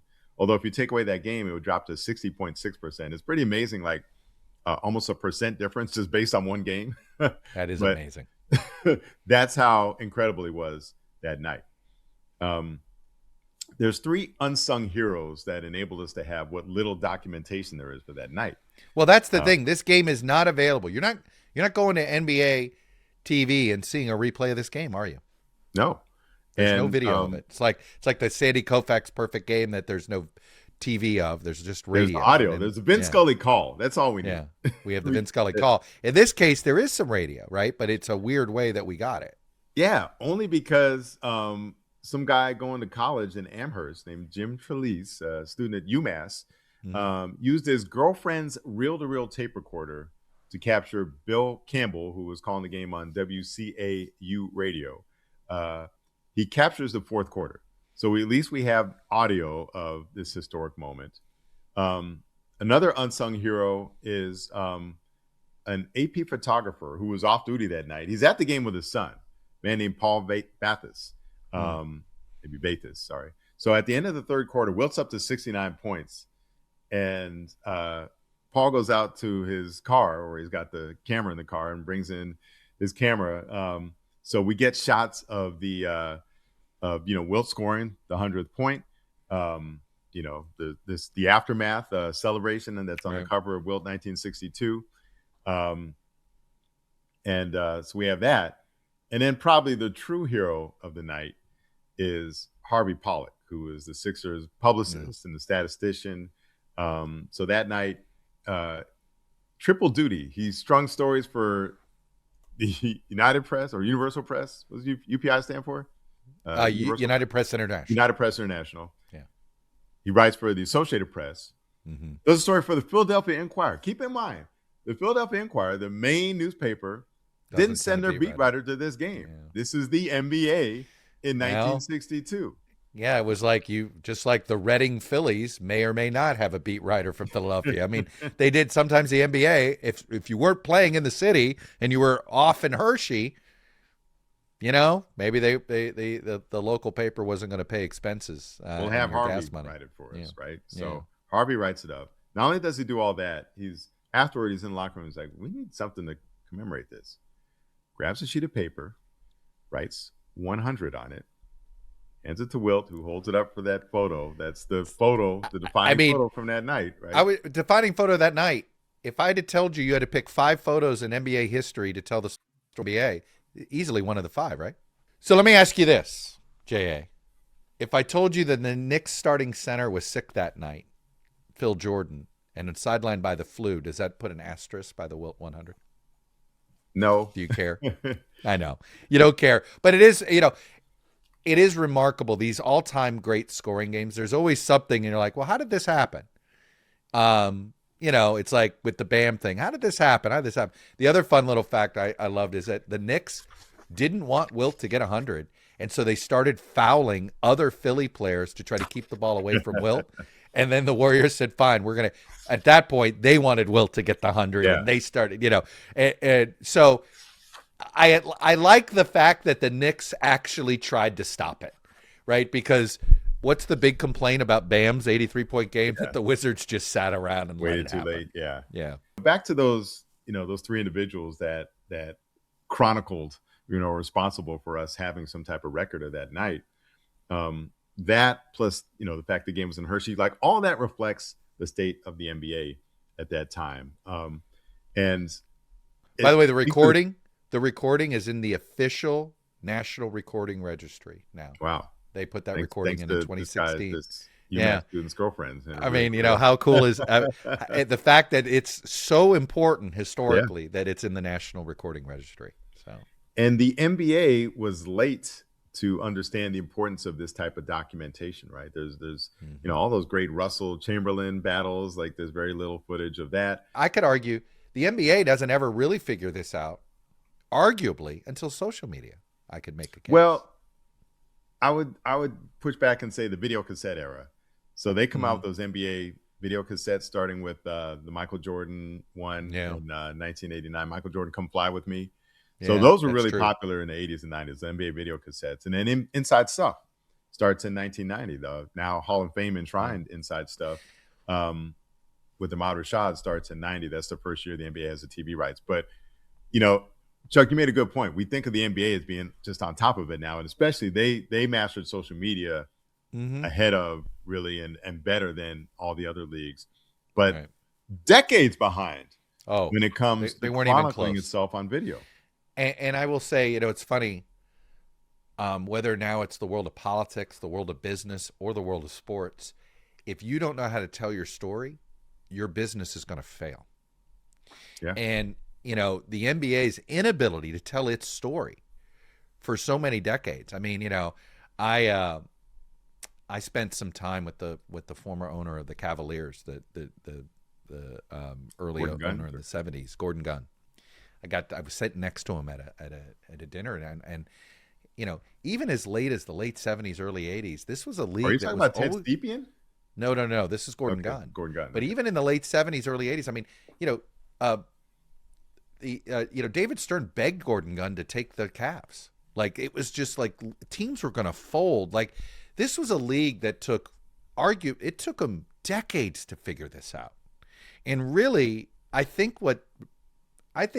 would argue that once the NBA had a footing on television, that's when they finally found their footing.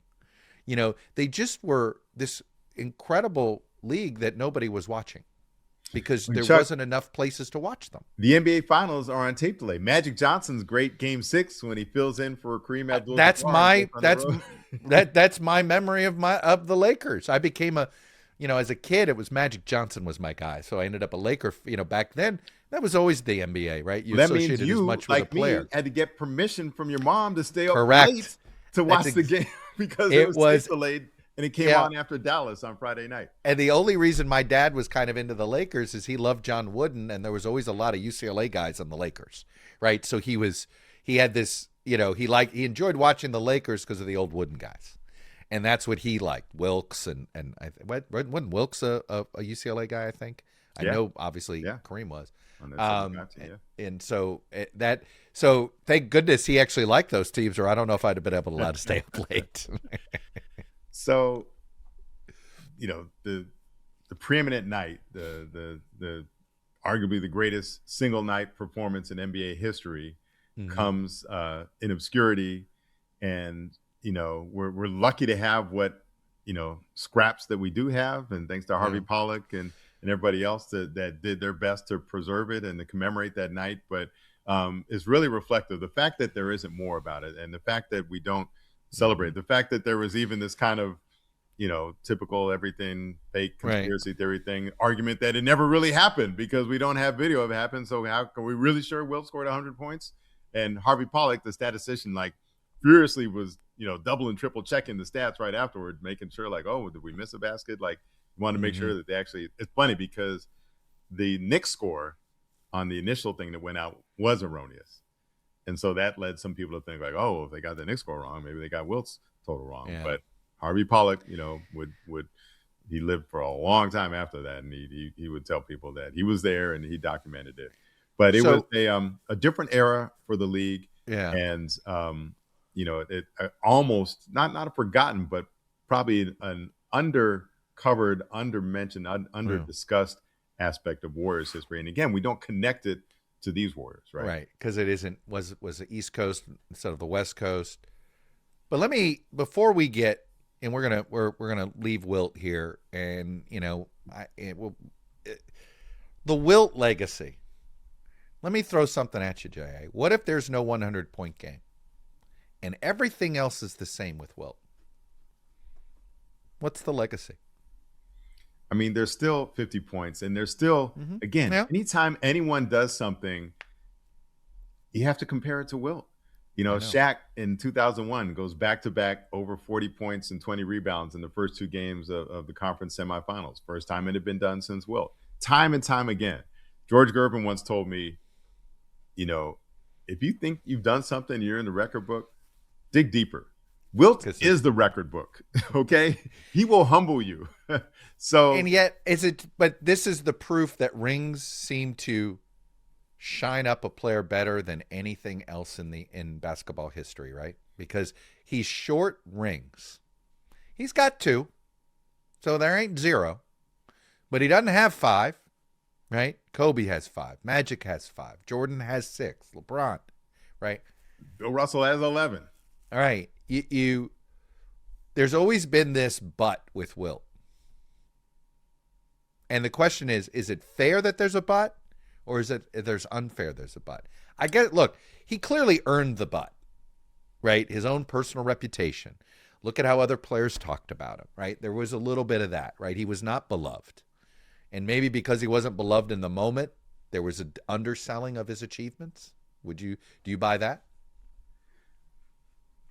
Well, you wonder what happens if there's not Bill Russell to provide this counter, right? So it's really the ultimate team player, right? Exactly. Bill Russell, the ultimate team player. Probably, the idea of a passing center, right? The idea of the guy, essentially the coach on the court. All of those things. Russell is the antithesis of everything Wilt isn't, right? I found this great story researching this, and it's just like this little kind of clip in a like sports story, kind of a sports roundup in Time magazine, and it just details a regular season matchup between Russell and Wilt Chamberlain, and he spends time with Russell in the locker room. Remember, Russell used to famously throw up before games, and he's literally sick to his stomach thinking about the prospect of having to go against Wilt Chamberlain. And I think Wilt gives him 48 points or something that night, but Russell's team wins, right? And Russell just be having to say I don't care how many points get scored against me as long as I can secure a victory for my team. That's what matters the most. And it's that classic matchup, right? Would you rather have the stats We'd rather Yeah. have the championships. All right, but let me throw something else at you. When I say Shaq, you'll also say and Kobe, and you could even early say and Penny. When I say Kareem, early there's Oscar, late there's Magic. When you say Russell, right, you have Cousy, you have A whole Havlicek. host of Hall of Famers, right? Correct. What does it say that there is no Wilt and? Right, until you get Wilt and Jerry West, right? For a brief period, right. gives you your one Jerry West title. So and I would, who is that title more meaningful for, Wilt or Jerry? Jerry at that point, Wilt's, Right. closer He to already the end had of his career. Wilt Right. already had a championship. Jerry had been fighting. So I think it means more for Jerry and to Jerry. But Yeah. you're right. And Wilt would point that out himself. He would Yeah. say, yeah, Russell has championships. Look at who he was playing. He didn't put it this plainly, but, Right. look who he was playing with. Look who I was playing with. And, but the fact is, Russell played with more Hall of Fame players than Wilt Chamberlain played with. He gets Paul Arizin at the tail end of his career. I think that might even be the last year of his career, 61, 62. So he gets Arizin, a great player, but, he's in his 30s now. And, Al Attles, but, not a great player. Right. There's a reason that no one else came even close to Wilt's scoring total that night, right? It's Wilt because he had to score all the points. So that was the other thing, too. And one of the reasons he didn't play defense. They needed him to score points. He said, I could play defense, but my job is to score the points for this team. And yet, 4 years later, once they became the San Francisco Warriors, the owner, Mr. Mullin, has a choice. He's got essentially two centers, Nate Thurmond and Wilt Chamberlain. Nate Thurmond is younger. Nate Thurmond is playing the 4, Chamberlain the 5. There's a lot of thought. Who do you trade? And he decides to trade Wilt instead of Thurmond. And So after the ends break, Wilt Chamberlain era. ends the Wilt Chamberlain era, and it brings us to one more era. We'll get into that after the break. Well, J.A., we were talking about this with the Warriors.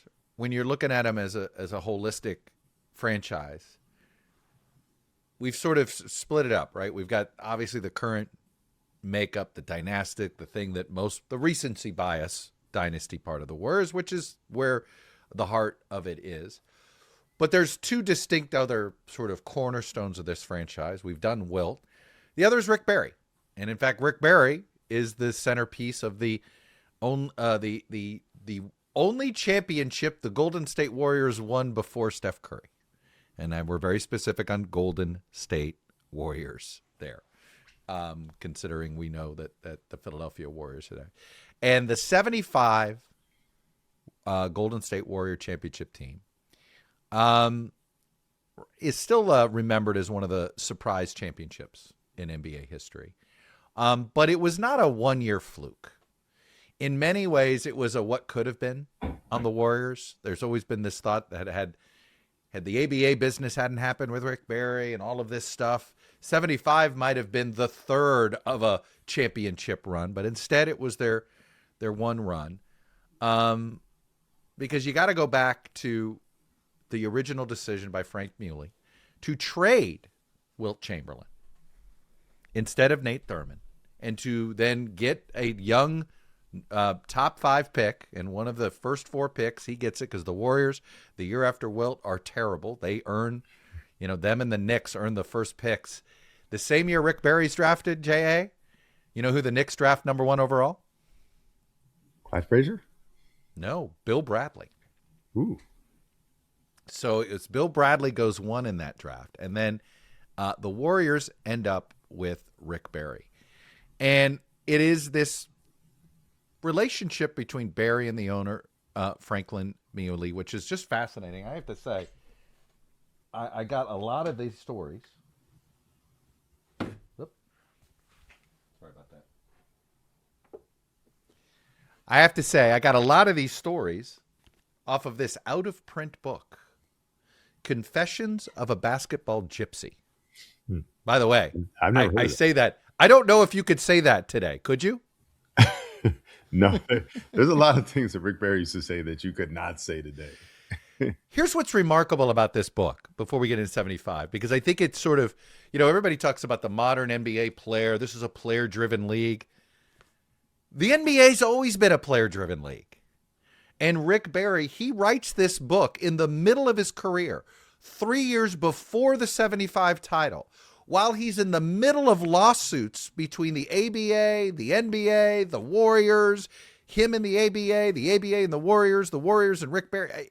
There's just lawsuits galore. When can he? And he's had to sit. He plays in all these crazy ABA leagues. But it was basically Rick Barry wanted to tell his side of the story. And it's just fascinating to get a player memoir in the middle of their career. Not at the end of their career, but in the middle of their career. By the way, it's in this book that he trashes Wilt. It's in this book that he sort of, and what I'm really impressed with this book, he writes it with a sports writer named Bill Libby, who was just a freelance writer, won the National Magazine Award in 1964, so certainly was in that world. The way this book, you get the Rick Barry's take on things, and then he would allow people he talked about to give their responses. So you'd have these middle of the chapter entire paragraphs from Rick Barry's wife, from the owner, Franklin Mullin. Nate Thurman gets a chance to respond. Bill Sharman, a coach that Rick Barry can't stand. So it's a remarkable book in some ways, and in other ways, it feels right out of today's NBA, where the means of player-driven distribution different, right? Instead of the social media. It's interesting. Magic Johnson actually did something similar. So remember early in his career when the Lakers fired Paul Westhead, and Pat Riley winds up being the coach after having the job lateral to him by Jerry West at a press conference. But I think the main purpose of that book was to address the controversy and to let him have his say, right? You couldn't go on a podcast, didn't have a blog, couldn't post through it, couldn't do a thread on social media on your side. So the way to do that was to put out a book. And so there's literally a chapter in Magic's book, who really fired Paul Westhead. And I think the whole purpose of that book was to address the notion and to try to refute the notion that he was the reason why Paul Westhead got fired as coach of the Lakers. So better time in publishing, right? I was just going to say, when books could be, when you couldn't wait to find out where the books broke the news. These days, it is rare to get, even if you get breaking news in a book, what does the reporter do? Make sure that it gets out into some other news organization first, right? The excerpt. So here's what Mullin says. In this Rick Barry book, he said why he traded Wilt and not Nate Thurman. He actually could have gotten more for Nate Thurman, but he said, I felt we could build a winner better around Thurman than around Chamberlain, which when you look at the stats, you think is unbelievable. But if you go back on what we discussed in the previous segment, Wilt didn't play well with others. Nate Thurman played really well with others. And of course, so they trade him in 66. He goes to the Sixers. They trade him back to Philadelphia, but there's this new franchise, the Sixers, that are there. And then it's that year that they draft Rick Barry. So Rick Barry and Wilt never play on the same team at the Warriors. Literally, it's a trade. Now, Nate Thurman is there, and Rick Barry joins Nate Thurman. And what Mullin says about this team with Nate Thurman and Rick Barry is, with Nick and Ray, we had captured lightning in a bottle. And they get to the NBA Finals in 67. So it looks like this is Rick Barry's second year. He leads the league in scoring that year. It looks like this Barry Thurman is going to be like Russell and Havlicek and those guys, right? That they have something. They have the two. They have the guys to build around. They make it, and they lose to Wilt, 7-game series. Wilt's first title.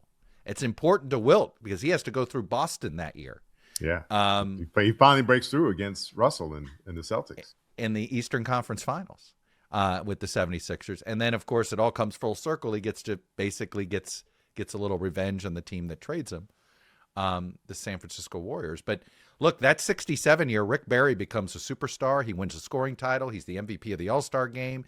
He's a national celebrity. He's the spokesperson for Snickers, to the point where at some games people come with Snickers bars. Well, they're mad at him. They kind of threw Snickers bars at him. I love this. This is a fun little fact that I learned in this book. So Rick Barry's favorite player growing up as a kid, he grew up in New Jersey. His favorite player growing up as a kid, Willie Mays. He was a Giants and Giants fan, he said. That's why he wore 24, right? That's why he wore number 24. In fact, as a kid, he literally jumped a barrier at the Polo Grounds simply to shake Mays' hand. And of course, years later, he and Mays would share a spotlight as sort of beloved San Francisco sports heroes. But what's great about this Rick Barry version of the Warriors is that in hindsight, you see glimpses of today's Warriors. The Warriors were a fun team.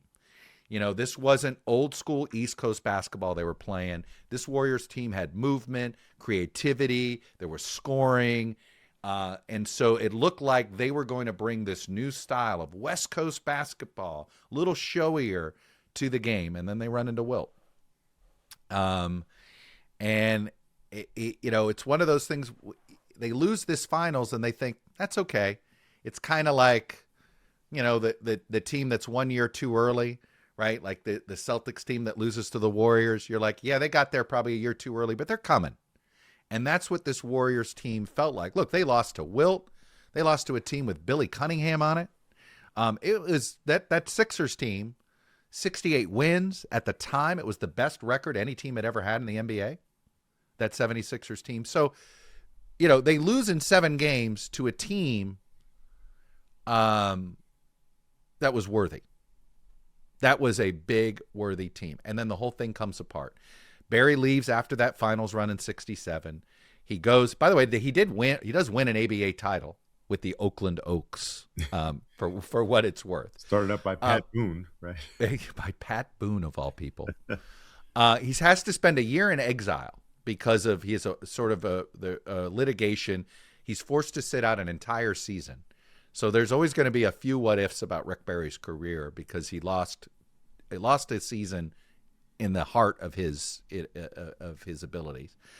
And that really was, it changed Rick Barry, because the Rick Barry that comes back in 75 and leads his team to a title is a bit more of a humble man. I mean, humility and Rick Barry didn't always go hand in hand, but the ABA years were rough on him. Yes, they win a title with the ABA with the Oakland Oaks, but then they're forced to move to Washington. By the way, this version of the Washington team, very briefly, is called the Washington Caps. By the way, so it comes back full circle with not the original Caps Washington again. Capitals. Not the original Washington Capitals, which of course we now know is part of the original precursor to the NBA. That team plays literally a year in Washington, then they go to Virginia. And Rick Barry he hated playing in Washington, and he hated even more playing he didn't want to go and play in Norfolk where the Virginia Squires were playing. And he also said, look, he didn't like the ABA. It was very polarized. The Washington team was very polarized. He complained he thought there were too much racial tension that sort of upended the teams. And he talked about that in this book in ways that, frankly, if this came out today, I don't know how well Rick Barry would be received on the court, and I'll just leave it at that.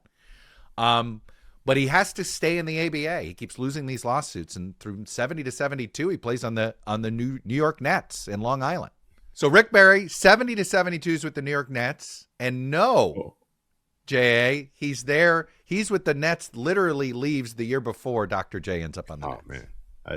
That would have been a great tandem, although from what you just said prior to that, I don't know how well it would have worked out. So it's interesting to me, Chuck, that I wasn't aware of this, racial polarization or conflict, because when I think of the ABA, I think it has so much Black aesthetic that it really highlighted, right? Like Dr. J and his afro, and Darnell Hillman and his afro, right, and just the style of play, it seems more accommodating and more elevating of the Black basketball aesthetic. Well, what Barry would say, it was behind the scenes, right? He said players would complain.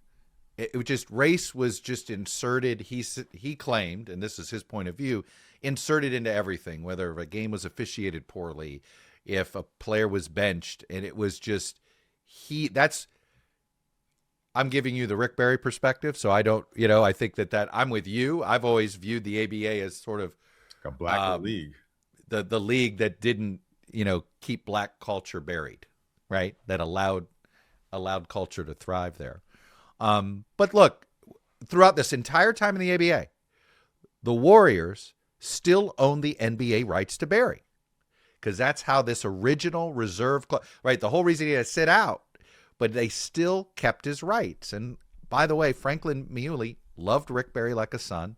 And he said, just like when your son makes bad decisions, you still love your son. And that was the relationship then. And look, the ABA years, in some ways, makes Barry a better NBA player by 74, 75.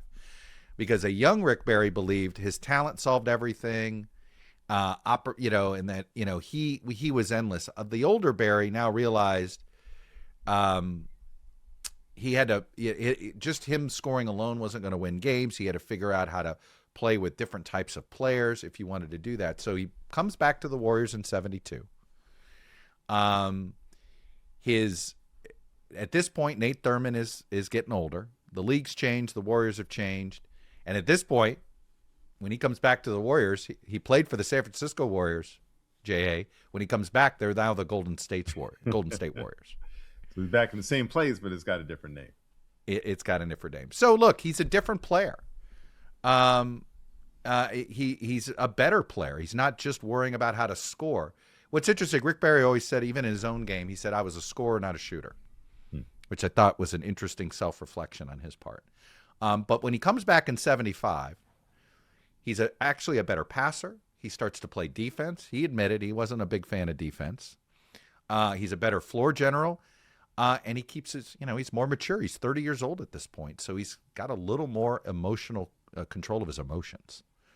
And even Rick Barry himself admits that the ABA years forced him to expand his game because he was the only guy that could play. I mean, he'd say he didn't think much of the ABA players. He said there was like a handful of guys that could play in the NBA, and that's it. And usually they were the guys that had left the NBA and could do that. So here they are, and by the 73-74 season, he's a much better player. And then the most important new figure in his life is Al Attles. And he comes in as a coach. He's not, Bill Sharman is the coach of the 67 team that makes the NBA Finals. And Bill Sharman was coach in LA. He replaces a coach that the players loved in Hannum. And the players loved Hannum. They did not like Sharman. Sharman was actually a man ahead of his time. Bill Sharman used to make the players watch videotape. Think about this. In 1967, this was not being done in many teams. This guy made them practice every game day, made them practice every off day. They had to practice hard. Rick Barry did not believe in practicing hard. He had a little Allen Iverson in him. And he said, practice? Why am I doing that? He didn't like. It's surprising though, Chuck, for you to say like how reviled Sharman was with Warriors, because in LA, so I got to go to a reunion of the 1971-72 Laker team, the team that had the 33-game winning streak and won the championship. And I didn't hear this, maybe it's because a lot of time had passed, but I just didn't recall hearing all this stuff about Sharman. And another thing that he innovated was the morning shoot around. Teams didn't used to practice the day of a game, to which he institutes this. All right, we're going to come over, have morning shoot around, go over everything. We'll come back to Wilt Chamberlain famously replies, look, I'm only going to come to the arena once per day. You can pick what it's going to be. Do you want me to come in the morning, or do you want me to come at night in the game? And so to which Sharman decided, I think we'd rather have him at the game. Well, what you're describing, though, see, the Bill Sharman of 67 wouldn't have done that. That's what I think he wouldn't have accommodated Wilt that way. Yes. Right. And the 67 version of Bill Sharman was my way or the highway. I mean, I can't help but look at Sharman and think, and Rick Barry's description, and think, everybody tried to be Vince Lombardi at a certain point as a coach. And I think, the strong alpha type of guy. But Al Attles comes in, former player, And he's not quite too player friendly like Hannum was accused of being, and he wasn't, too hard on him like Sharman. He commands enough respect, but he gets that you got to treat the stars differently. I think it helps that his nickname was the Destroyer, and they came from a play. I think it was in high school, and everyone's going for the ball, and everyone collides, and like Adles pretty much emerges unscathed, and like the other guys have to be helped off. Right. And so from that point on, his name is Destroyer. So do you really want to go at someone whose nickname is the Destroyer, which makes him seem meaner than he is? And I was never in the huddle with him, but I got to know him a little bit. He stayed on with the Warriors. He coached them into the 1980s, right? Of course, it played for them too. And he stays on with the Warriors and is like a community ambassador, but he be at all the games. So as we'd walk up at Oracle Arena to go sit in the press seating area, Al Adles sat in the row in front of us. So we'd see him all the time, and just could not have been nicer for a guy nicknamed the Destroyer. Is as friendly a person as you'd want to come across, and had this great, deep voice, very forceful voice. But Al Adles, one of the real pillars, foundational figures of the Golden State Warriors. No, and it's in this team. I mean, he gives Barry something that he didn't have, which is just somebody who created some structure that he trusted, emotional steadiness. Young Barry fought authority all the time, and yet in Al Adles, and I think the humility of the ABA, right, also plays a role in this. But look, Barry's, you could argue, while he won the scoring title in 67, his 74-75 season is amazing in a lot of ways. He averages over 30.6 points per game. He leads the league in steals. Again, Rick Barry was not Mr. Defense in 67. 70. Yeah. But he leads the league in steals. He's top 10 in assists. That's another thing. Wasn't a big disher back in 67. By 75 he is. And of course, can't talk about Rick Barry without the underhanded free throw.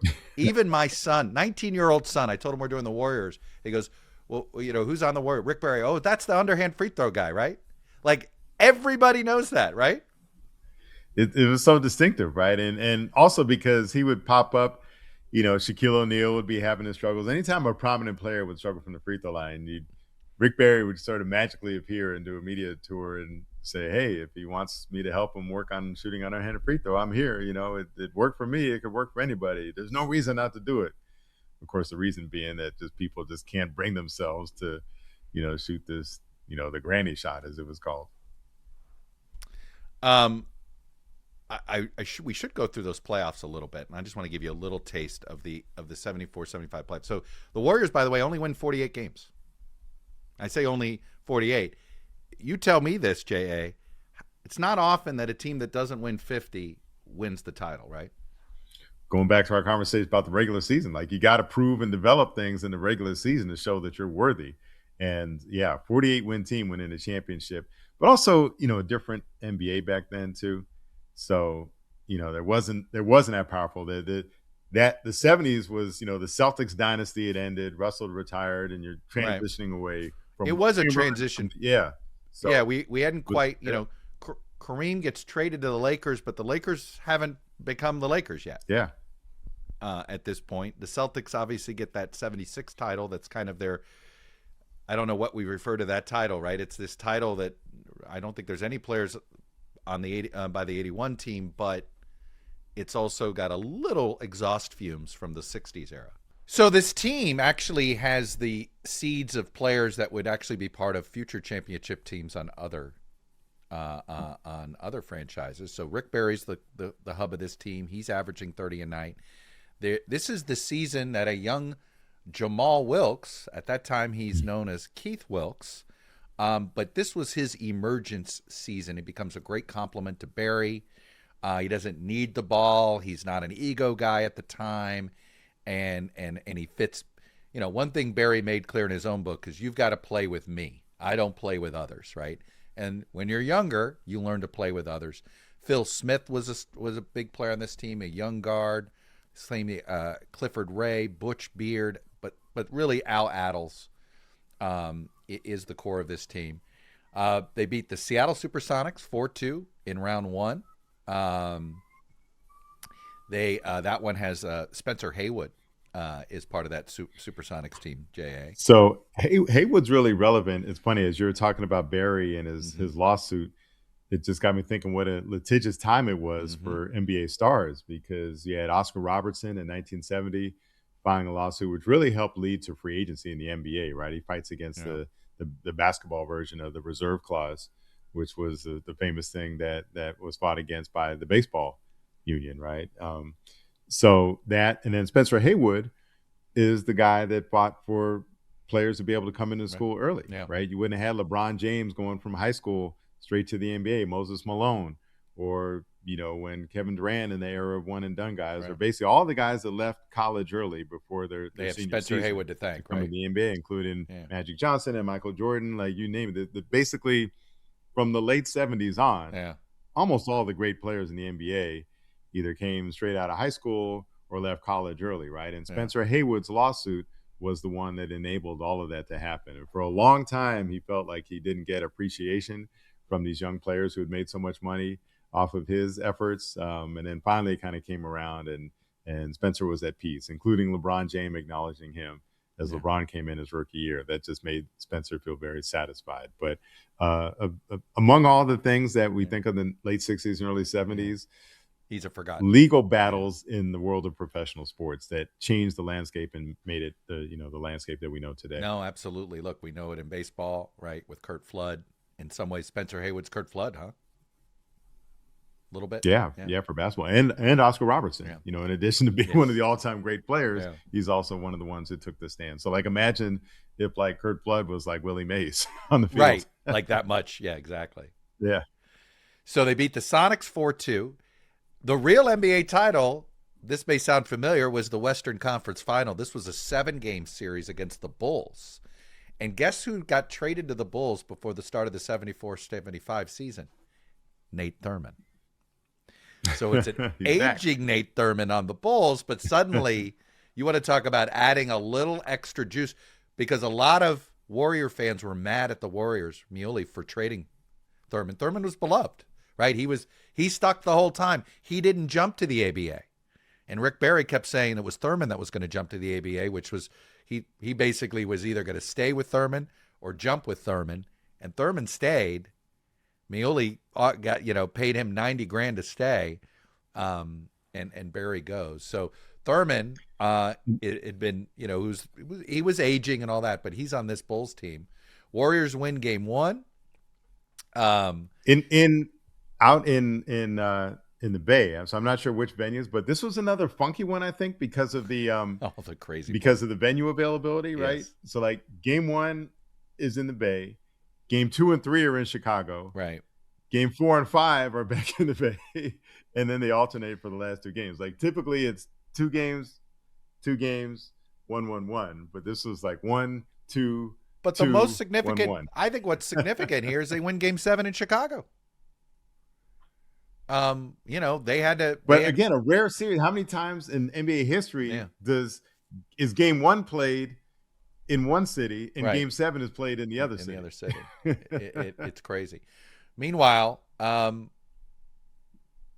Warriors going to sweep the Bullets, and the Bullets were the favorite. The Bullets had Wes Unseld, Elvin Hayes, Phil Chenier. They had more size, more playoff pedigree, more national credibility.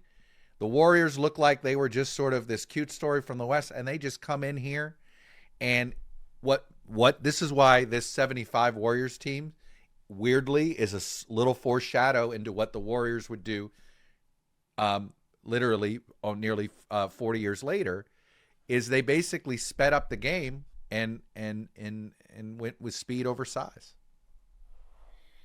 And again, I think we don't think of Alvin Adams is someone, ahead of his time, coaching wise, but yes, innovative, different, adapting, changing with the times, and that style. And also you wonder, a little bit, does Barry bring some of the ABA with him to the NBA? The ABA was a more up tempo league, and right? That's what he learned. He learned to play more up tempo. And so, by the way, Nate Thurmond would end up coming back to the Warriors He's still considered a good franchise elder, if you will. They couldn't quit each other. Here's what's interesting. 75 is an important year, right? The merger happens in 76. Everything seems to change in 76. And so the question is, how come the Warriors couldn't do this again? Ironically, the Warriors had a better record in the next season. They won 58 games in that year, but they lose in the Western Conference Finals to the Phoenix Suns and that team that featured Pat Riley. And the Suns go on to have that classic series, with one of the all-time great games against the Boston Celtics in the finals. But in many ways, losing to the Suns, that basically was the end of Rick Barry's career, right? It wasn't the last. Obviously, he kept playing. But what the 75 Warriors were was the ultimate what if. The owner believes it. The ABA doesn't happen. The idea that we might have had could have had an interesting Warriors-Lakers showdown, right, in 70 or 71. There's a lot of what ifs about the Warriors in 68, 69, 70, and 71 that a younger Thurman, a younger Barry, playing together in their fourth or fifth year, without the ABA, without all of that, who knows? But that's the theme of the Warriors, though, for up until the Steph Curry era, is that these brief moments, just like then. So and this is probably the highest, but and the longest relatively, right? It was more than the 2 years of the Run TMC era, but it's just one highlight that they just can't sustain. So it's funny. I grew up in Miami, which meant my parents were huge University of Miami fans, and so. The irony to University of Miami basketball, JA, is that so Miami had one of the greatest NBA players of all time, Rick Barry. And Miami basketball was so successful in the 60s that they dropped it in the 70s. The University of Miami did not It was so successful that they dropped it? Yes, meaning I'm kidding, right? Like, they were successful, but it was not a well-thought, like, University of Miami, you want to talk about nomads and where you played your games? They had no campus gym. They played at the Miami Beach Convention Center sometimes. They'd play in little other University of Miami back in the 60s, even with Rick Barry, they were winning 20-plus games. They were going to the NIT, which was almost as prestigious as the NCAA tournament back then. And Rick Barry has these great. He actually holds a record or two for games played in Madison Square Garden. All-time great college games in Madison Square Garden during the NIT years. But Miami actually, it just didn't care about basketball. They dropped basketball. They don't bring it back until 1985. And Rick Barry is weirdly this sort of lost icon of the University of Miami that only very recently. And I feel the same way. And you tell me. I feel like it's only been with this era of the Warriors that Barry's been embraced back in. And I feel like it's only now that Miami basketball is a little bit more competitive in the ACC that they try to sort of enhance their history a little bit and say, hey, don't forget we have Rick Barry, to give themselves a little bit of a history. But it all goes back to this Rick Barry reputation. What was his reputation for a long time? Not good, Chuck. So there's a remarkable Sports Illustrated story, late 70s, early 80s. So Rick Barry's playing career has come to a close, and he just wants in the NBA somehow. Can he be an announcer? Can he work in somebody's front office? Can he coach?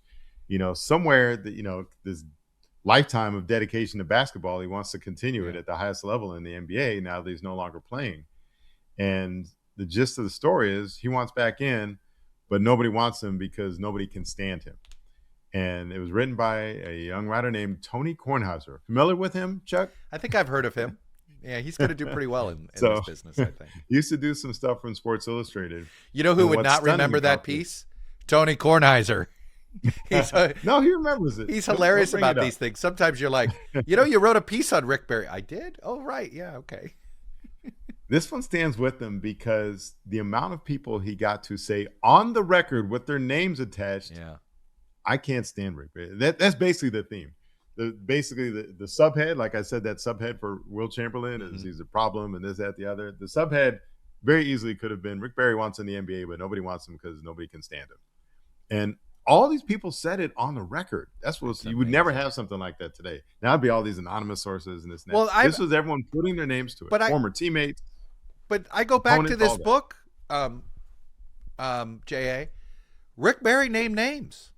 So, you tell me people were willing to put their name on it. Well, Rick Barry put his name on criticisms.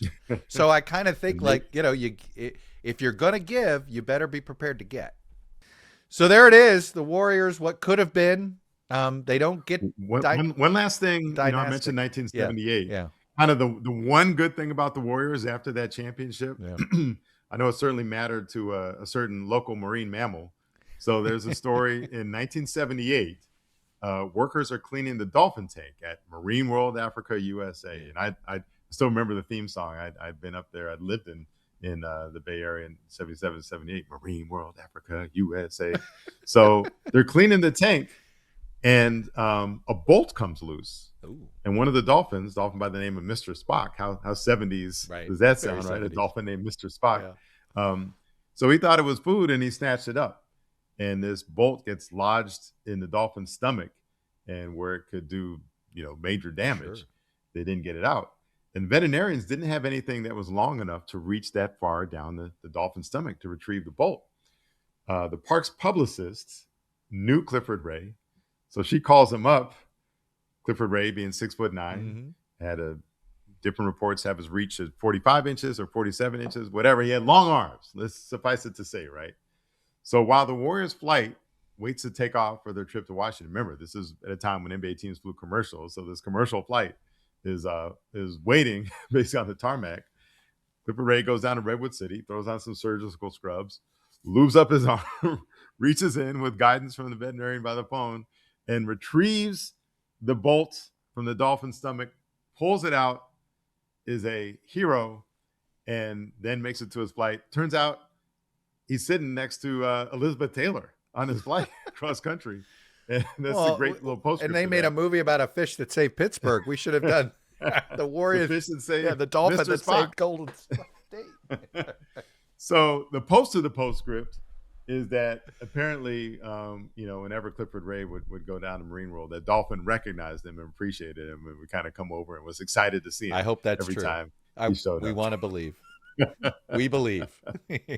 We believe. Before we were believing in the Warriors, we were believing in Clifford Ray, the savior of dolphins. And so now, Steph Curry. Yeah, we're going to skip forward a couple decades because there's only a couple years we're talking about. But once Steph Curry arrives and gets going, there is plenty to talk about. So, Chuck, the peak of the Curry revolution was a moment so stark and just jarring that even I could notice. And I have to admit, this came in an era, the post-Twitter era, when I didn't maybe pay as much attention to NBA games during games as I used to before we were on Twitter. But, now during the games. What do you mean by that's an interesting admission? Because I think I'm the same way, but explain. So before I'd really just notice everything that was going on and keep it down. But now you're scrolling through Twitter because you want to see what everybody else is saying, right? Maybe somebody has some observation.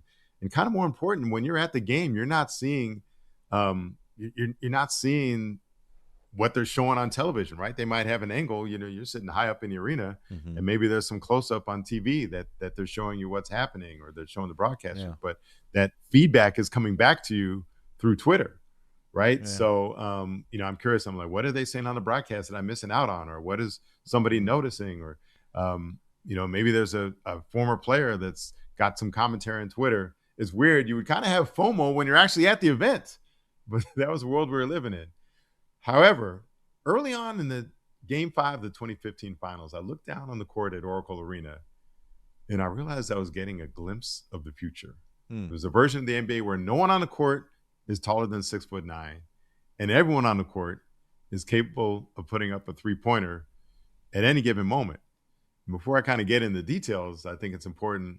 Let's go back in time to. Well, isn't this a period? And it's interesting because we may go back and isolate this period when we say, When was the last time somebody under six? How many times we had people under 6'9" win an MVP? So starting in 2015, we had 4 straight I years. know, and I'm Right? wondering if we're ever going to have that ever again, let alone Well, 2 in a row. I'll say this because it was Curry twice in a row, James Harden, Russell or Westbrook. Russell Yeah, Westbrook, and then James Harden. right. Right. So 4 straight years, you've got guys under And six well, nine. but in some ways, and I know you believe this, that the seeds of the Warriors were actually planted in Phoenix. I believe that when you had a smaller guard, the guy even Steve Nash, probably even shorter than Curry, yeah. Steve Nash, winning back-to-back MVPs, and then Mark D'Antoni, 7 seconds or less Suns, right? Which was just, they average 58 wins over a 4-year stretch. The fact that that team never makes it to the finals, though, probably does give some pause to does this work? Right? Exactly. It's sort of like, it's funny. This gets into the, introducing analytics, but it is important to know that who was the GM of that Suns team? Steve Kerr. Right. And Alvin Gentry, an assistant coach on that team, right. and who let her take over as the head coach of the Suns after they tried to go away from the D'Antoni style, and that wasn't working that well, and the fans weren't liking. The fans missed the up-tempo style, so Alvin Gentry takes over and immediately reinstates the 7 seconds less. I want to say they scored like 140 points, like the first 2 games after he comes back. They scored some absurd number. Like the first 2 games he comes back, and I text him, I'm like, coach of the year. And like all he did was just kind of reinstall the D'Antoni system, right? So clearly he buys into it. He believes in it. So when Kerr comes to the Warriors, Alvin Gentry is his assistant, at least for that first year. Yeah. And so they incorporate elements of that. They also have some. This is the beginning of analytics in basketball, is it not? Not exactly. I mean, it was the basic math of 3 is more than 2. Right. And what D'Antoni, but that math was true going back to the late 70s when they brought in the 3-point. Right, the incorporation. Yeah. But there was this belief that you're going against the math, against the just established orthodoxy of basketball, which is that the game is played from inside out. I remember Ralph Wiley doing a story talking to Earl the Pearl Monroe, in which Monroe said that the object of the game is to get the ball as close to the basket as possible and to score, right? And that was just kind of the maxim and the mantra for so long, and it made sense. And the scores during the 90s got really low because the defenses got really good. So you had people trying to get to the basket against defenses that just would not let them get to the basket easily. And the result was that they made it really hard to get close to the basket and score. And so the score started dropping. Remember, the league moves into 3-point line for 1 year, hoping to increase scoring. And the problem is the unintended consequences is it made it easier to both cover the 3-point line and to recover. And somebody has a record. There's somebody's 3-point record is that season. Like percentage made or something like that, like the best season long. And it's like people are conveniently forgetting that was the year they moved it in. So one analytical thing that Mike D'Antoni believed was that the data showed that the worst thing you could do was to throw the ball inside to the low post.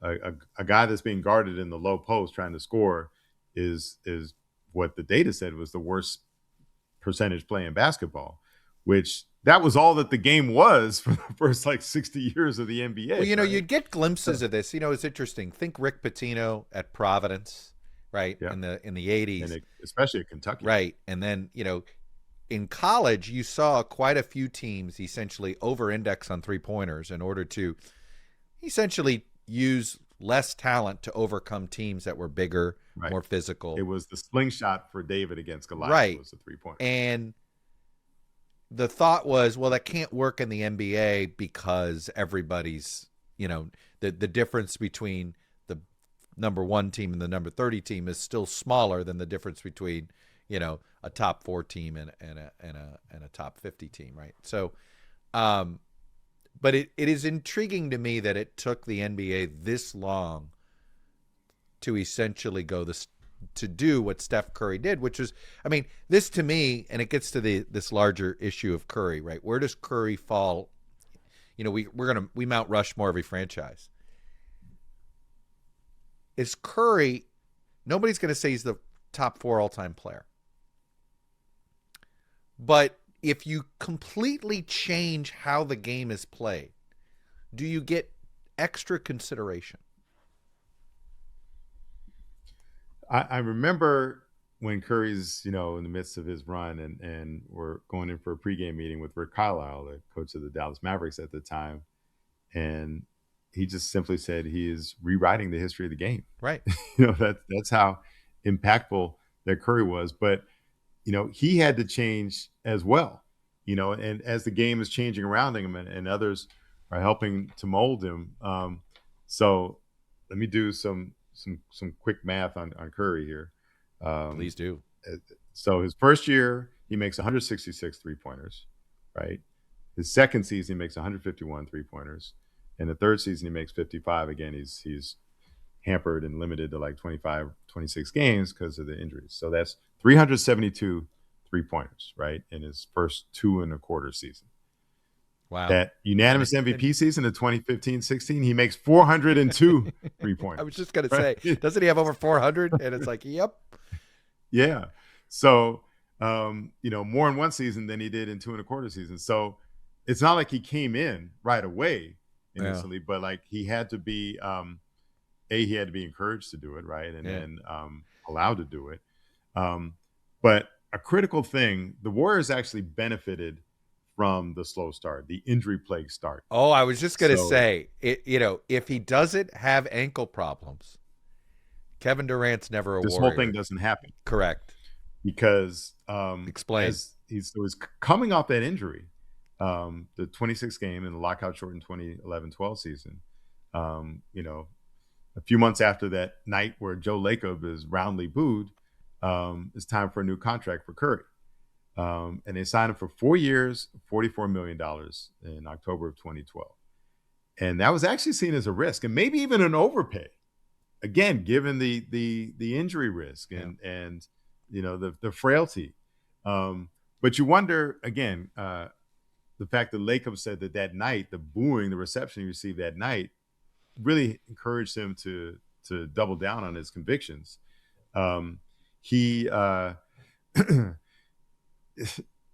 you're going to trade Monta Ellis and get booed for it, and you're moving Monta to clear the way for Steph Curry, well, you better be in on Steph Curry. That's right. So they're into the tune of $44 million, but it's not a extreme dramatic contract. But it's still, I mean, just the opposite. It turns into Bill. If they don't have this small of a contract for Curry, there's no cap flexibility. There's probably no Iguodala. There's certainly no Durant, right? Because, let's say Curry had not been injury plagued, and we saw earlier, he'd have gotten a max extension. Right. And then he's Dame Lillard. Right? He's probably by himself on the Warriors. So this gets into what I said about how the Warriors, the latter theme and story of the Warriors is them extracting the most out of the worst, right? Turning the bad time, turning the boos into cheers, literally, but turning the bad situations into good situations. Right. So they turn Curry's injuries and his shaky start and dubious and uncertain future into one of the great contracts of all time, an underpaid. So, for example, by the time his first MVP season in 2014, he's making $10 million. He's not in the top 50 highest paid players in the league. He's making less than half of what the highest during his MVP season, right? Yeah, $23 million. Yes, yeah, a super bargain, right? Joe Johnson was number 2 at $23 million in 2015. In the 2016 unanimous MVP season, he's making $11 million, slight raise. Kobe and LeBron are the top 2. Maybe it's a little more palatable. But yeah, still, again, not in the top 50, and you're getting an MVP for not one of the 50 highest paid players. His contract, in the midst of all this, Klay Thompson's, it's his turn to re-up, and he gets 4 years and $69 million extension in 2014. So for a brief period of time, Klay makes more than Steph, right? Yeah. But this also speaks to Steph's mentality and the fact that something like those type of things could tear up a team. I was just Like gonna the say, Seattle Supersonics of the '90s oh my! basically got broken up because Sean Kemp was mad about what other people were making. I was just right? gonna say there is no. I mean, that is the hardest thing to manage. I mean, look, even in the early Warriors days, the owner knew whatever he gave Barry, he had to give Thurman, right? Like you just, Yep. you know, you couldn't. They were worried about that superstar chemistry even back then. And so to Curry's credit, you know, I talked to him about this. I'm like, hey, you know, Klay, he hadn't signed it yet, but he was looking like he was going to get this type of contract. And I asked Steph what he thought about that. And he says, look, it's selfish and human nature to look around and see these other contracts. But his words, you're not hating on anybody. You're happy for everybody that's making money for themselves and using the game for benefit. For me, I just feel like I'm blessed to be paid well to play a game I love and hopefully be able to stay healthy long enough to get 2 more deals before I'm done. Well, let me throw yeah, something at you that because Steph Curry grew up with a dad in the NBA, that financial security wasn't. I wonder if it just gave him more patience, if that makes sense. But it's still the opportunity for generational wealth. I get it. Right. Yeah. And this is still the way that people measure themselves. At this point, he hadn't won an MVP I think if yet. he had grown up poor, he might have. We don't know how he might have reacted. He might have held out and said, "I want my contract renegotiated now." Right? It's possible.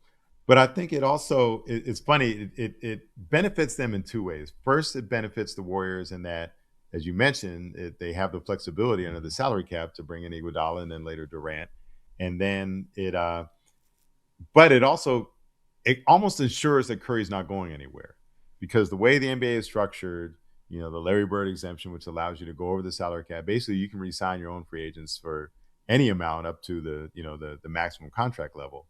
So the fact that he was underpaid and now he'd be seeking to kind of recoup his losses, so to speak, and he'd be seeking as much money as possible. Well, he could only make the maximum amount of money if he stayed with the Warriors.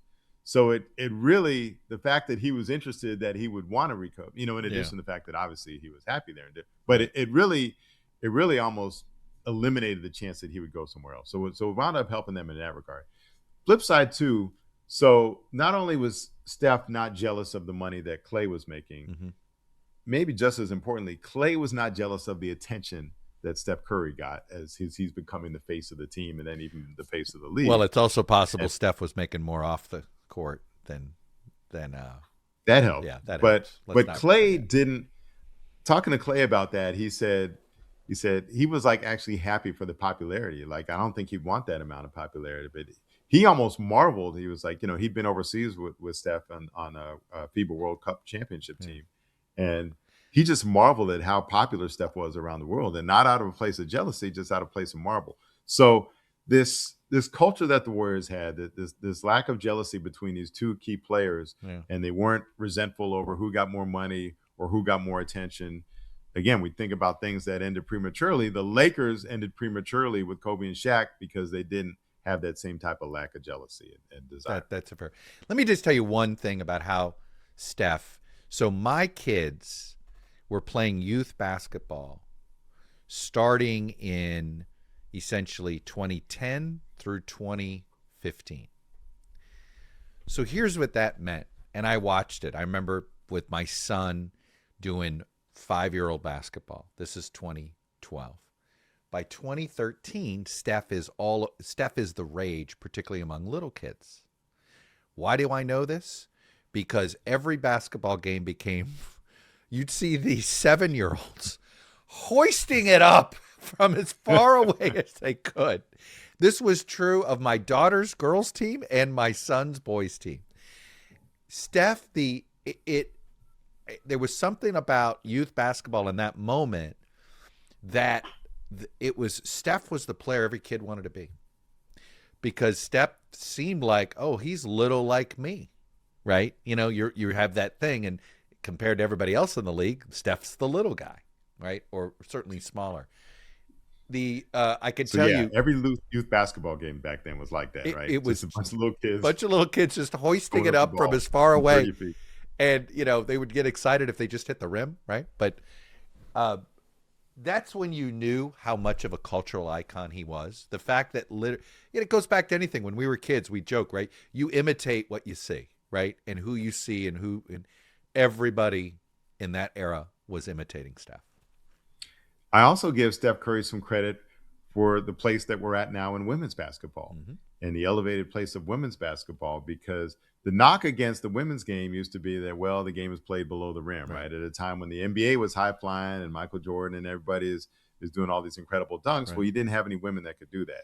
As Steph brings the game back down to earth, 100%. and now it becomes about shooting from great distances. Well, the women can do that, like Caitlin Clark. Well, right? It's so funny. Now it's you're seeing less difference between the men and women game. You look at a Brittany Griner, right, who's great on the inside, but it is funny how everybody's gravitating to the shooters. In the women's game now too. And so Steph kind of and in addition to really going out of his way to promote women's basketball players and encourage, do youth camp for girls in addition to boys. And then of course that moment he had when he has that shootout with Sabrina Ionescu at the All-Star weekend in 2024, like he always has an eye on what he can do to promote the women's game and women's sports too. So, transformational in a lot of ways. He's I've seen him I've been lucky enough to be at events where he's sort of a special guest and in different areas and stuff. And there is something, he is on the same level as Jordan and LeBron. People are like, whoa, that's Steph. It's the same. And I think that basketball people already know this, but I'll admit, as somebody who, I don't consider myself a basketball person. I consider myself a sports fan, but is that Steph's is much higher in the hierarchy than I think non-basketball fans fully realize. So from a practical standpoint, right? So honestly, even before he's having such an impact on the sport and the world, there's a practical matter of his thing. And you alluded to it, that they probably don't get Iguodala if they don't have Curry at this bargain deal. And Iguodala, later Bob Myers, the general manager that put this championship run together, would say that the Iguodala thing was really a pivotal moment. They really wanted him. They didn't really have the salary cap, even with that Curry contract, to do it initially. So they had to trade some contracts and some draft picks to Utah to clear up that cap space to sign him as a free agent. And Myers said that the deal zapped much of his life force. But what Myers said the lesson was he learned is that if you want something, you got to figure out a way to do it, right? And there was not an easy path to get Iguodala, but it was something that they really wanted. And so he says, you know what, we'll make it happen. And they make the trade and they give up maybe a little bit more than they wanted, but they wind up bringing in Iguodala. Now the irony is, let me throw a sliding doors at you. Iguodala stays healthy,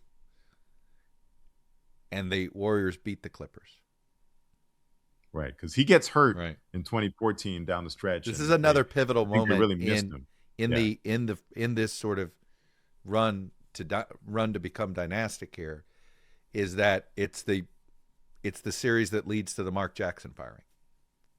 Yeah, because so they lose in 7 games. Curry goes down swinging. I mean, they basically, now this series is known for something else, by the way, these days. Yeah. It happened to be the series in which in the middle of the series, the Donald Sterling recordings come out, in which he made the disparaging remarks about black people, most notably Magic Johnson, or including Magic Johnson. Yeah. And so that he's before the series ends, Donald Sterling is suspended for life, as Adam Silver says in that memorable press conference. So that happens. So people kind of forget about. Some people might even forget the Clippers or the Warriors were even involved in that series. I do, right? You forget, but it's in hindsight, my goodness, and in fact, if it wasn't for the Sterling saga, the firing of Jackson might have been the biggest story out of the playoffs, right? Yeah. And another move that was unpopular so Lacob could use a win here because the trade of Monta Ellis was unpopular, but people have gotten over it because in 2013, the Warriors win their first playoff series in a while, or since the We Believe team. Give a pretty good run against the San Antonio Spurs, who eventually go to the finals. So there's that. So there's some good feelings. There's goodwill generated. There's belief in this team. And then this year, again, Mark Jackson had really got them playing defense. they win 51 games for the first time in 20 years in the franchise, right? So what he's doing is working, but the offense isn't fully unleashing the potential. And then just the simplest thing, there were some things where Jackson wasn't getting along with the front office, and there were some things he was doing that was rubbing the front office the wrong way without getting too detailed into it. Yeah. There was a personality and somewhat of a culture clash there, right? There wasn't alignment. I don't mean to say the league's spoken, but the fact that Mark Jackson hasn't coached anywhere else. But you wonder if part of that is because of the the way that they just took off like a rocket ship under Steve Kerr, right? That just good, leaves a bad taste in people. Like, yeah. And then there's but yeah, like there's been some other coaching opportunities that came up. Mark Jackson's name was mentioned. I mean, I'm sorry, this is the NBA. Usually 50-win coaches get a second, third, fourth, fifth, sixth, seventh chance. It's odd to me that Mark Jackson hasn't. But people forget the players all came out like strongly in support. A lot of times it was just kind of lip service, like, "Yeah, we like coach." Like, no, I was in that locker room. They loved him, right? I mean, he was beloved, right? Curry especially. Yeah, and not in all parts of the locker room. Andrew Bogut wasn't the biggest fan. Yeah. But certainly the people whose voices mattered the most, like Steph and Curry, were coming out, on the record, very publicly supporting Mark Jackson. But he lost the most important person, and that was Joe Lacob. And there's this incredible image of Lacob sitting on the sidelines, a few feet from the Warriors bench, and like looking at Mark Jackson. He's got this look on his face. The camera's caught it, where he's just like, I can't believe this guy. I can't wait to get rid of him. So like his fate was sealed. Mark Jackson knew it. He wore his all black to that game 7 because he's dressed for a funeral. The game is becoming more offensive minded, right? Yeah. And that's not Jackson's forte. Nope. Another sliding doors moment, Chuck, is that Steve Kerr wasn't the first choice of the Warriors brass. They were thinking Stan Van Gundy. But it's amazing. Detroit comes along and offers Van Gundy not only coaching position, but basically general manager duties as well. And so he chooses not to. Stan gets to go to Warriors. Who had some interest from Phil Jackson to go coach the Knicks too. That job was opening. But he was thinking about it, but he chooses the Warriors.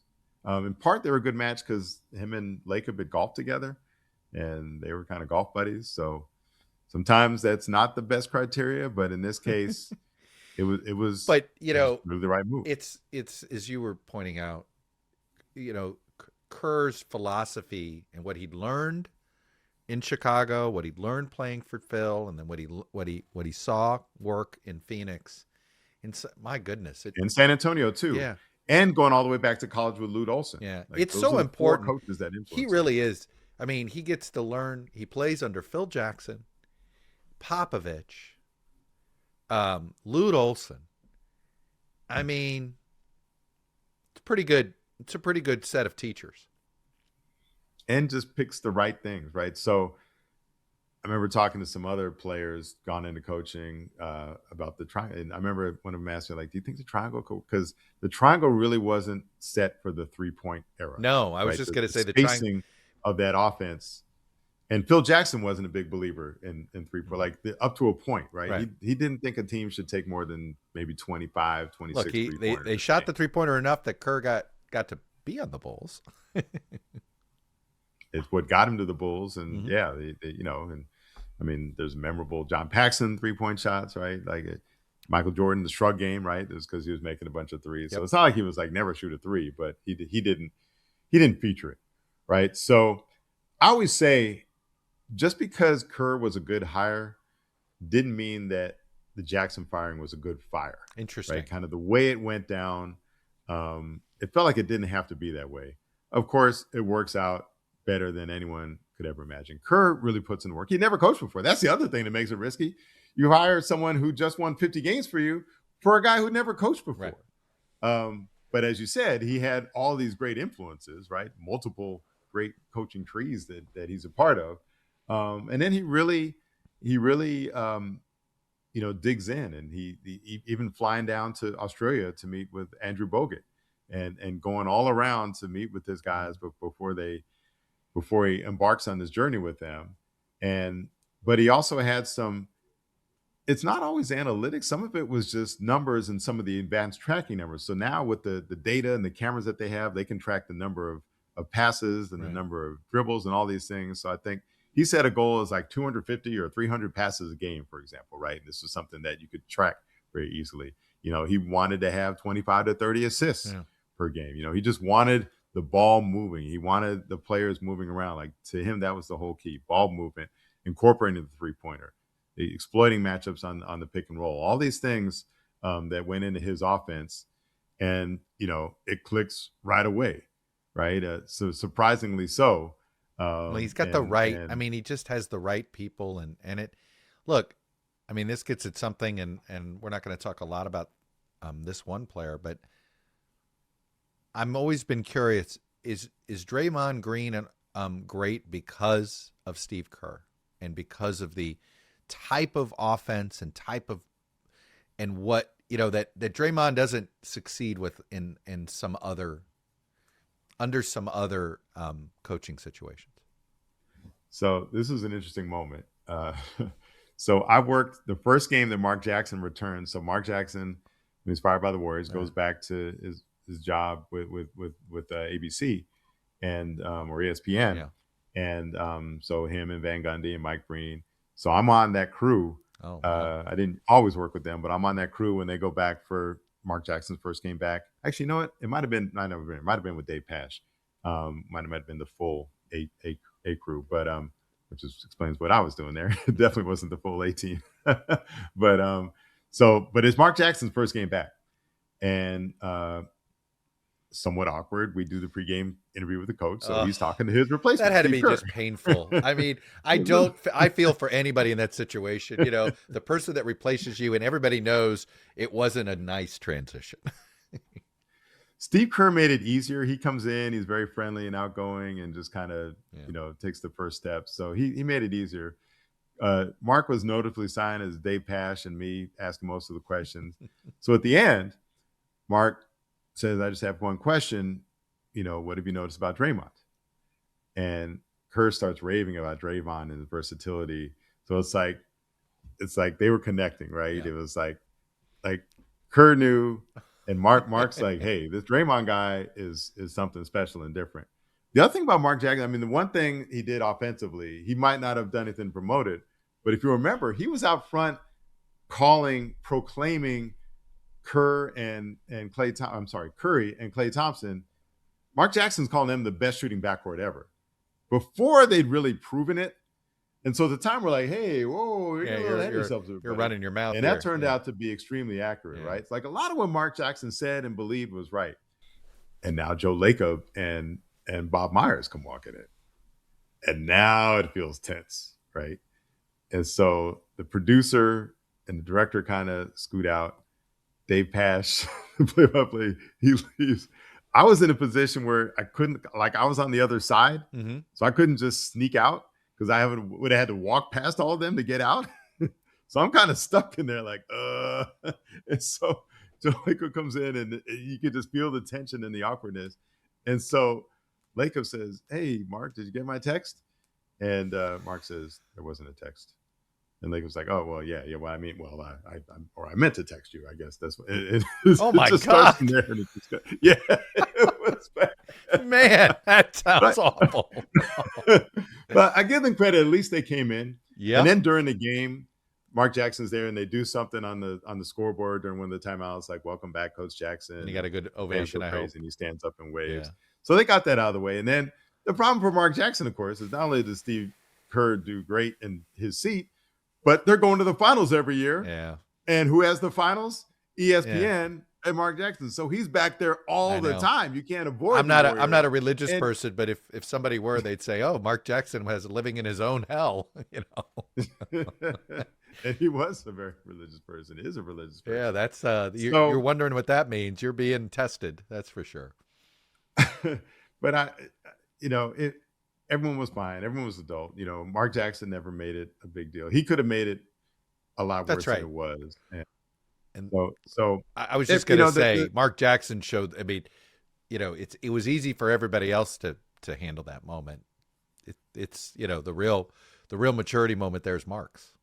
You know, Everyone acted like grown-ups, Mark in particular. So, and after a while, it eventually, but also he couldn't deny that like things worked out great for the Warriors, right? Like, and things worked out great for Curry, et cetera. So everything came to fruition. And so obviously Kerr's system and encouraging them to shoot more threes worked. But then the key development was Iguodala. And one of the first big asks that Kerr had was he asked Iguodala, hey, it would help our team if you came off the bench. And, it was a tough ask. Iguodala had been a starter, had been an all-star. He didn't see himself as anybody's bench player, but he does it for the sake of the team. And then the key adjustment during the playoffs. So remember, the Warriors fall behind Memphis 2-1 in that series. And then they fall behind the Cavs 2-1, even though Kevin Love wasn't available for that series. He hurt his shoulder. And then Kyrie Irving goes out with the knee injury. And it's just LeBron. And LeBron is kicking their butts. Right. So LeBron personally has them up 2-1. So in game 4, at the suggestion of one of his – so one of the things that had developed with this Warriors team is that they would go small to close out games or in particular stretches. So they'd put Iguodala in along with the other 4 starters. So it's Curry, Klay Thompson, Draymond Green, Harrison Barnes, who was I always forget about Harrison Barnes. The forward. Yeah. And they'd put Iguodala in as the other forward and move Draymond Green to center.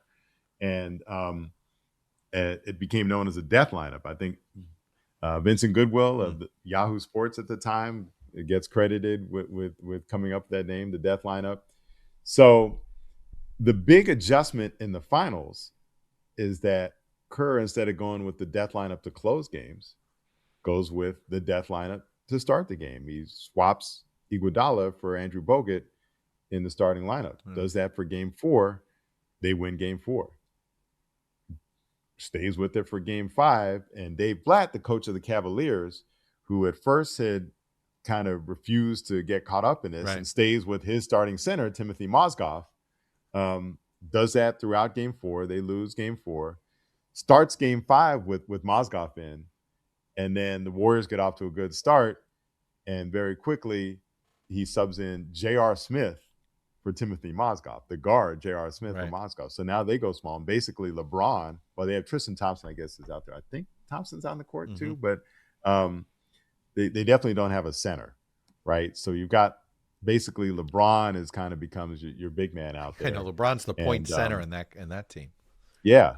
And J.R. Smith is basically playing a forward. But it's very small. And just all of a sudden, and this is what I noticed, and this is what I wrote about in my column off that game, was that this was the future of the NBA. It arrived. It was this small, fluid, anyone likely to throw up a 3-point shot at any given time. And the future had arrived. And Kerr had brought it in. And it to me, it was just noticeable and somewhat shocking in that moment. And it wins the title. Are we in a center renaissance? Yeah. So they win the championship. Yeah. Iguodala winds up being the Finals MVP. So in some ways, that's certainly a salute to Kerr. But he turns him into the starter. I don't think anyone who had started a series on the bench for the first couple games winds up winning an MVP. I was just going to say that has to be in some ways. An all-time first. They win. It wins. And then at the start of the next season, in the preseason, the Warriors were down in LA for a couple games, and I kind of overhear Iguodala saying, like, "Man, last year we didn't even know what we were doing. Like we were just learning. We were just figuring it out, and now this year, yeah. I mean, that was a trial period, and they win a championship, and Curry wins the MVP. And a brief moment, kind of along the way, they're in New York for everyone's in New York, the league's in New York for All-Star Weekend, and you notice Curry hasn't won the MVP yet. But he's a made man already. Yeah. Why? Because when they all farm out to do different day of service, they call it, and different community service events, Curry gets the plum seat next to LeBron and Commissioner Adam Silver at the event that's the closest to the hotel where the players are staying, right? So that was just notable, like the stage he was on. This is the he NBA. Wins the 3-point shootout that year too. But the NBA is very aware that young fans were gravitating towards Steph. Yeah. And that's what...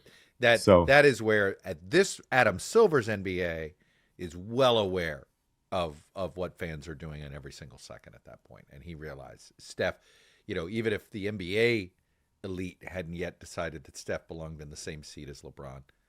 The younger fans had decided that. So maybe he's not on the throne yet. Right. He's not the champ, but he's on the dais, right? Like at the wedding or at the event, right? There's the people at the dais and there's the people at the regular table. He's up on the dais now. So they do win the championship. Iguodala's the MVP. Again, that next year they gave the warning. So I kind of wrote it that, hey, this is what they're saying. They're saying last year was nothing. Like, this is the real Warriors that you're going to see. And what happens? They win. They win the first 24 games of the season. Very player driven, by the way. And that's also when I learned something about Curry and his MO and what motivates him. Mm-hmm. So, they're talking about, the opportunity they're going for. They want to have the best start, ever. I think 15 wins would have given them the record for the best start to a season. And, there's already some pushback. Like, should they be going for it? Should they be going all out this early in the season? Spending that much energy. They still felt like they had young legs, Yeah, it helped. And Curry said something that stuck with me. He said, anytime you have a chance to do something that's never been done before in the history of the game, you want to do it. And that's really what drives him. He's trying to do things that no one else has done, both on a team level and on an individual level. And I've always kept that in mind, that's when you're wondering what's motivating Curry, like, that's it. He does want to rewrite the history of the game. He wants to do things that are unprecedented. Right. So, 73 wins, Finals MVP, and then you get to the incredible comeback from LeBron and that stinging loss. I'll never forget. I get to the parking lot in Game 7, and there's it turns out there's a woman who works for the Warriors next to me, and she reaches into the trunk of her car and pulls out this box of Warriors championship hats, right? Hats that she was going to give to some of the sponsors. Yeah. Right. So I wonder what became of them, but you didn't get one. You didn't grab one. Everybody does this, collector's item. But she says, these hats are for the sponsors. If we win, she didn't say when we're going to win. I'm going to pay. This just like you have to prepare for the parade, right? Like, it's not arrogant to have parade plans, because you can't just draw these up overnight. So they lose that. But again, coming back to profiting and extracting things from their lowest moments, which to me is the theme of the Lacob era. Yeah. What happens after that? They get Kevin Durant in the offseason. And maybe if he wins the championship, if they win the championship, are they less inclined to go for him? Well, I think do they not see the need for him? And does he say, I can't go, right? After that, does he say, no, there's no way I can't go if they're the champion? It'd be too bad of a look. Like, this way he can at least come to the rescue. And I mean, that's to me a feather in the cap. If I got to rescue the 73 win team, right? But to them, they needed him. What Kerr said, they realized, what got exploited was that they, when things got bogged down and things got tense and locked in, and the offense couldn't move as freely, they needed someone who could go get a bucket. Well, and that's what they lacked. So not everything. I mean, this is where there's a moment where it feels like this 6'9" and under thing is going to work, but then it's not bad having a 7-footer, is it? Especially one that can shoot and get a bucket anytime he wants. Right. Right. In Kevin Durant. So when we come back, we'll get into the story of how Durant became a Warrior and how the Warriors became virtually unbeatable in the playoffs. Chuck, our next moment in time is July 1st, 2016. The location is 189 Further Lane in the Hamptons. It's a house that Durant has spent $100,000 to rent out for 10 days. Those figures are according to the New York Times. This was at his agent, Rich Kleiman's request. Rich was a New York native, and he wanted to spend some time near his family before he and Durant had a trip planned to China afterwards. So if they were going to be on the other side of the world. And this is his free agent year, right? This is July 1. This is the start of the courtship process. Yeah. Right. And so the Warriors had called first. Bob Myers put in the first call, so the Warriors get the first slot. There were also meetings with the Spurs, the Heat, the Clippers, and the Celtics, all setting up, getting a chance to make their pitch. And then he promised the Thunder that they'd get one last chance to make their case to keep him.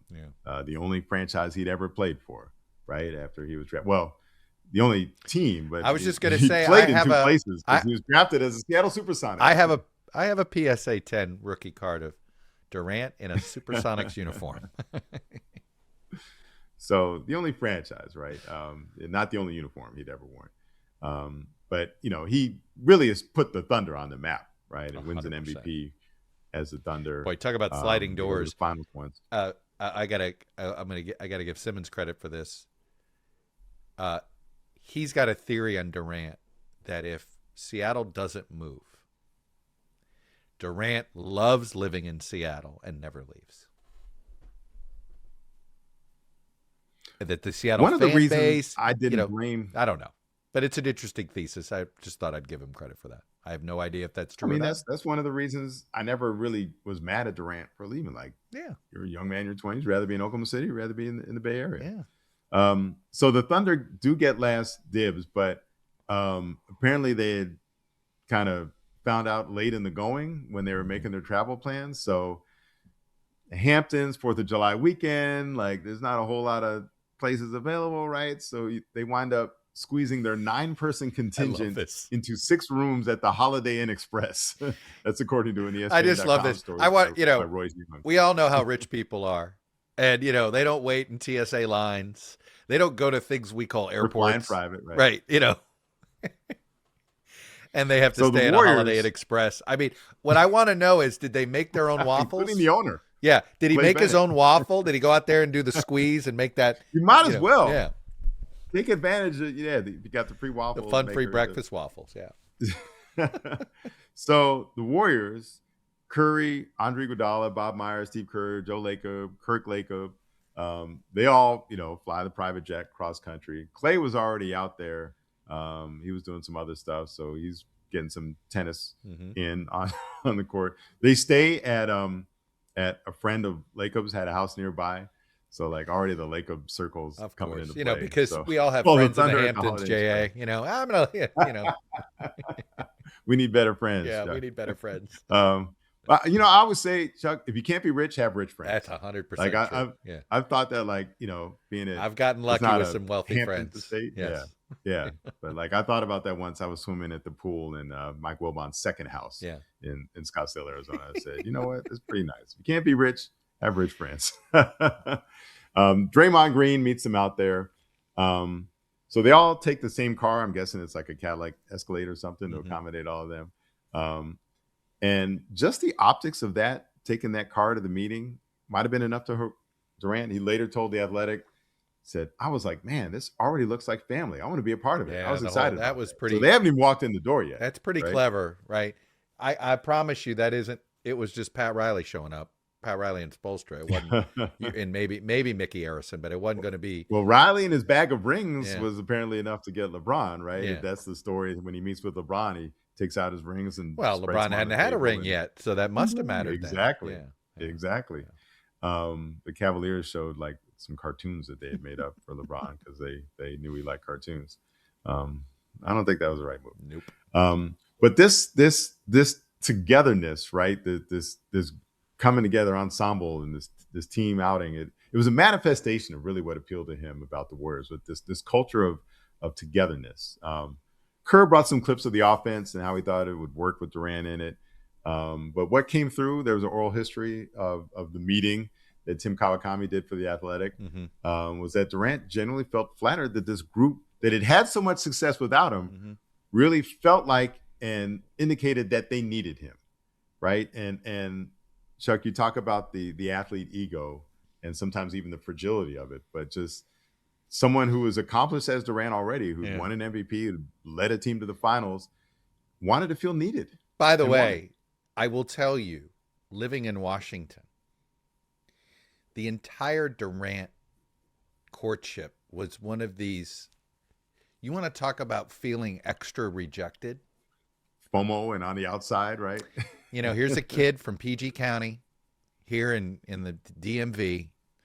And, the Wizards, I don't know. I believe they didn't get their phone call returned by the agent. They wanted to be there. They wanted to make a bid. There was this whole thing. And, the word in Washington always was he just didn't want to play at home. It was just, I'm not doing that. Apparently he didn't love coming here to play when he played away, all the demands that came from stuff with Right, home exactly. and You all know what that happens stuff. when you go back home? Yeah. Is everyone comes out of the woodworks wanting tickets. Right. So could you imagine? And he's already, we all 41 games of that? right. And we kind of, now we all know Durant's kind of like, he's set in his ways, right? We say this with I feel like the Durant we've all gotten to know, I can see that he wanted no part of that. But at the time of this courtship, I mean, I just remember you'd have fans were upset at the owners. Why aren't you in this? And wanted to blame the Wizards for not being able to be well, if you were a better franchise, maybe he'd consider that, you know what I mean? It was when it turned out the Wizards never had a chance because he wasn't coming. And maybe through no fault of their own. Maybe that's just right. Because as much as we want to give as much as fans want to give it just was never going to happen. It is one of those, it's a what if that only the handful of Wizards fans think about. But anyway. So Durant, the one thing he wanted to hear, is great, Steve Kerr in his videos and Draymond and everything that they had to say, but he wanted to hear from Curry, that Curry needed and why. Mm-hmm. And Curry just told him straight up, if you can help us win, then let's go. I'm good with it. Mm-hmm. Curry took the risk. Curry had to wear the heat.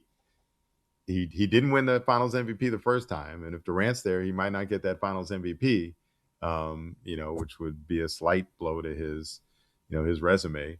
But that wasn't the important thing. And I remember when they did win it that next year, and Durant's the MVP, and Curry looked perfectly happy. Yeah. He wasn't looking. Remember that famous shot of Russell Westbrook looking at the MVP trophy when Durant won it? Like, there was none of that. Later, the five players, they went outside for a walk around the grounds, and the group that would come to be known as the Hamptons Five, they replaced the Death lineup. When they play together, they call them the Hamptons Five. Yeah. And they just bonded, and it was solidified everything Durant was thinking. He still went through with all his other meetings, but I think some of the people said that they could tell. He didn't give the Warriors any official word. Yeah. No one, in fact, knew until Durant has his first-person essay going up on the Players Tribune. Right. It goes up at 11:38 a.m. Eastern time on the Players Tribune, announcing that he is choosing the Warriors, right, with the picture taken in the backyard of that Hamptons house. And I was kind of happy that, again, I was fine with him going. I had no problem with the decision, and I was really fine with him announcing it at about 9 a.m. Pacific time. Mm-hmm. So on the 4th of July. So I had my story written by noon, and then I could go on my way and enjoy the barbecues and the fireworks on the 4th of July. So I was not mad at him at all. Chuck, how did you feel leaving the fact that he, well, we were, but look, I'm not going to right. Just overall as a basketball fan. I just remember being disappointed. Were you offended? Offended's the wrong word, but it felt like, oh, great. Okay. So the Warriors are just going to, dominate the rest of the decade. I felt like it immediately minimized the next season. Does that make sense?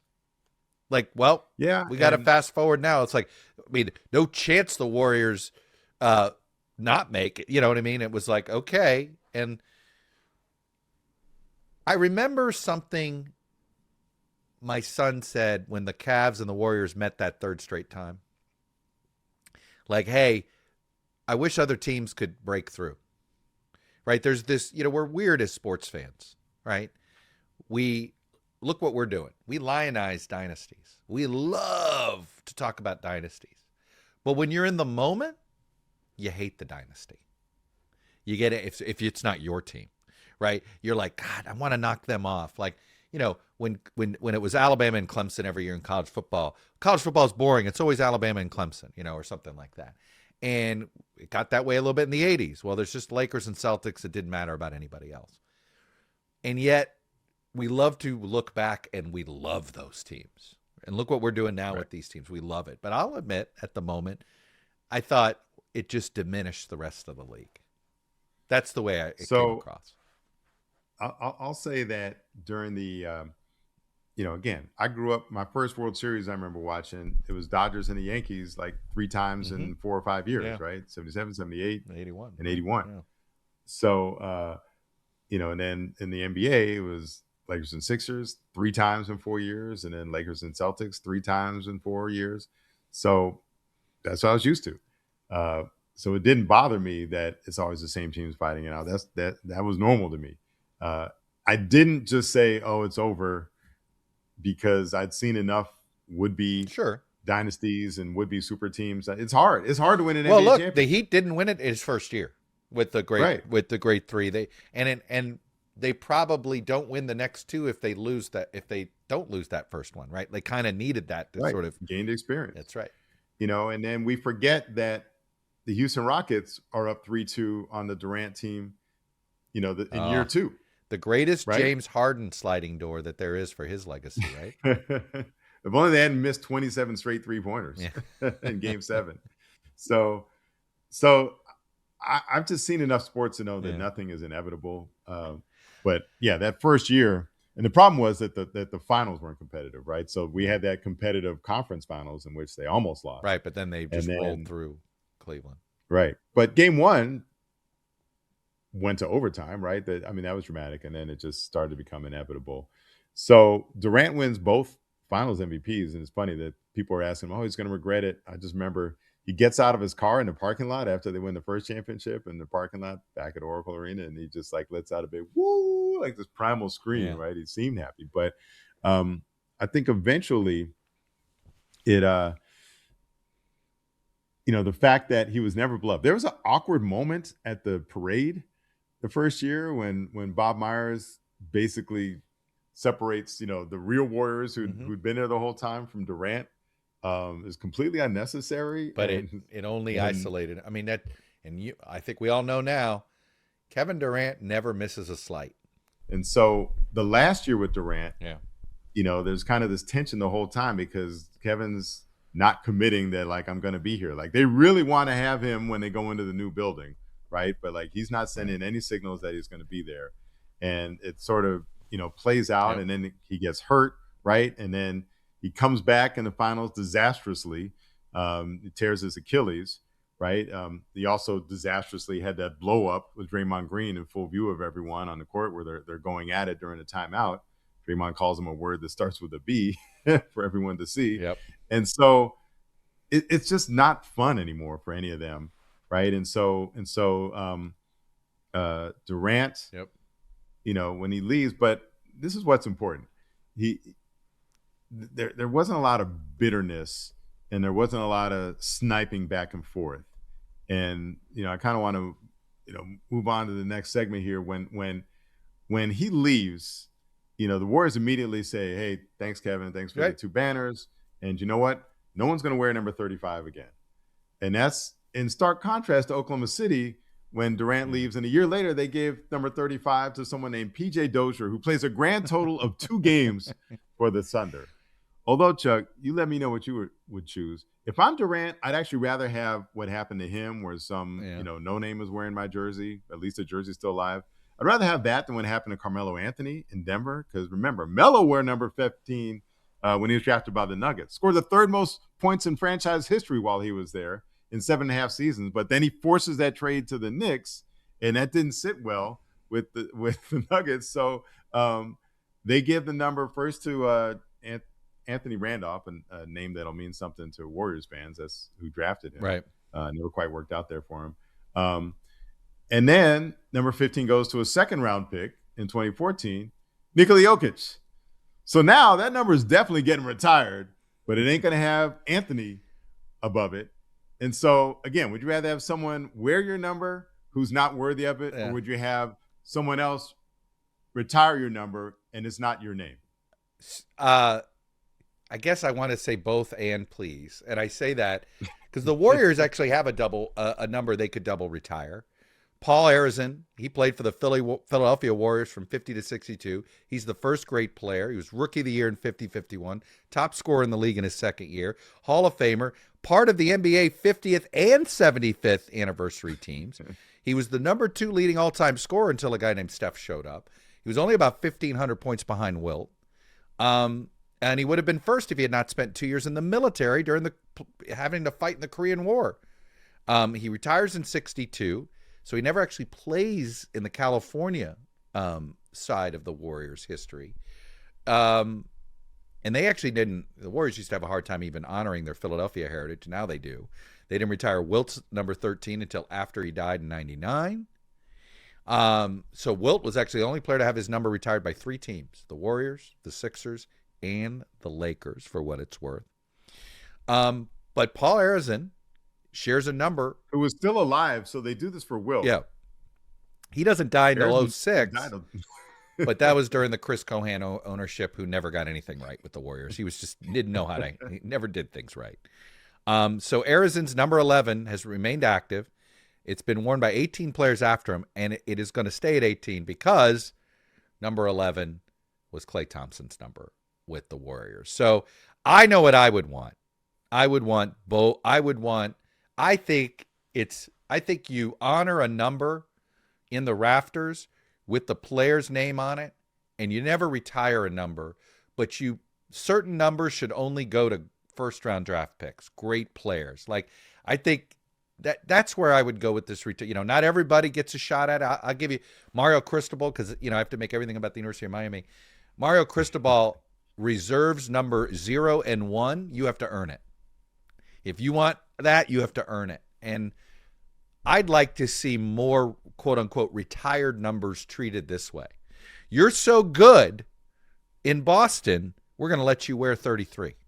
Or you're so good in Chicago, you get, if you win an MVP and a title, then you get 23 or something like, maybe that one never gets repeated, but you get my drift.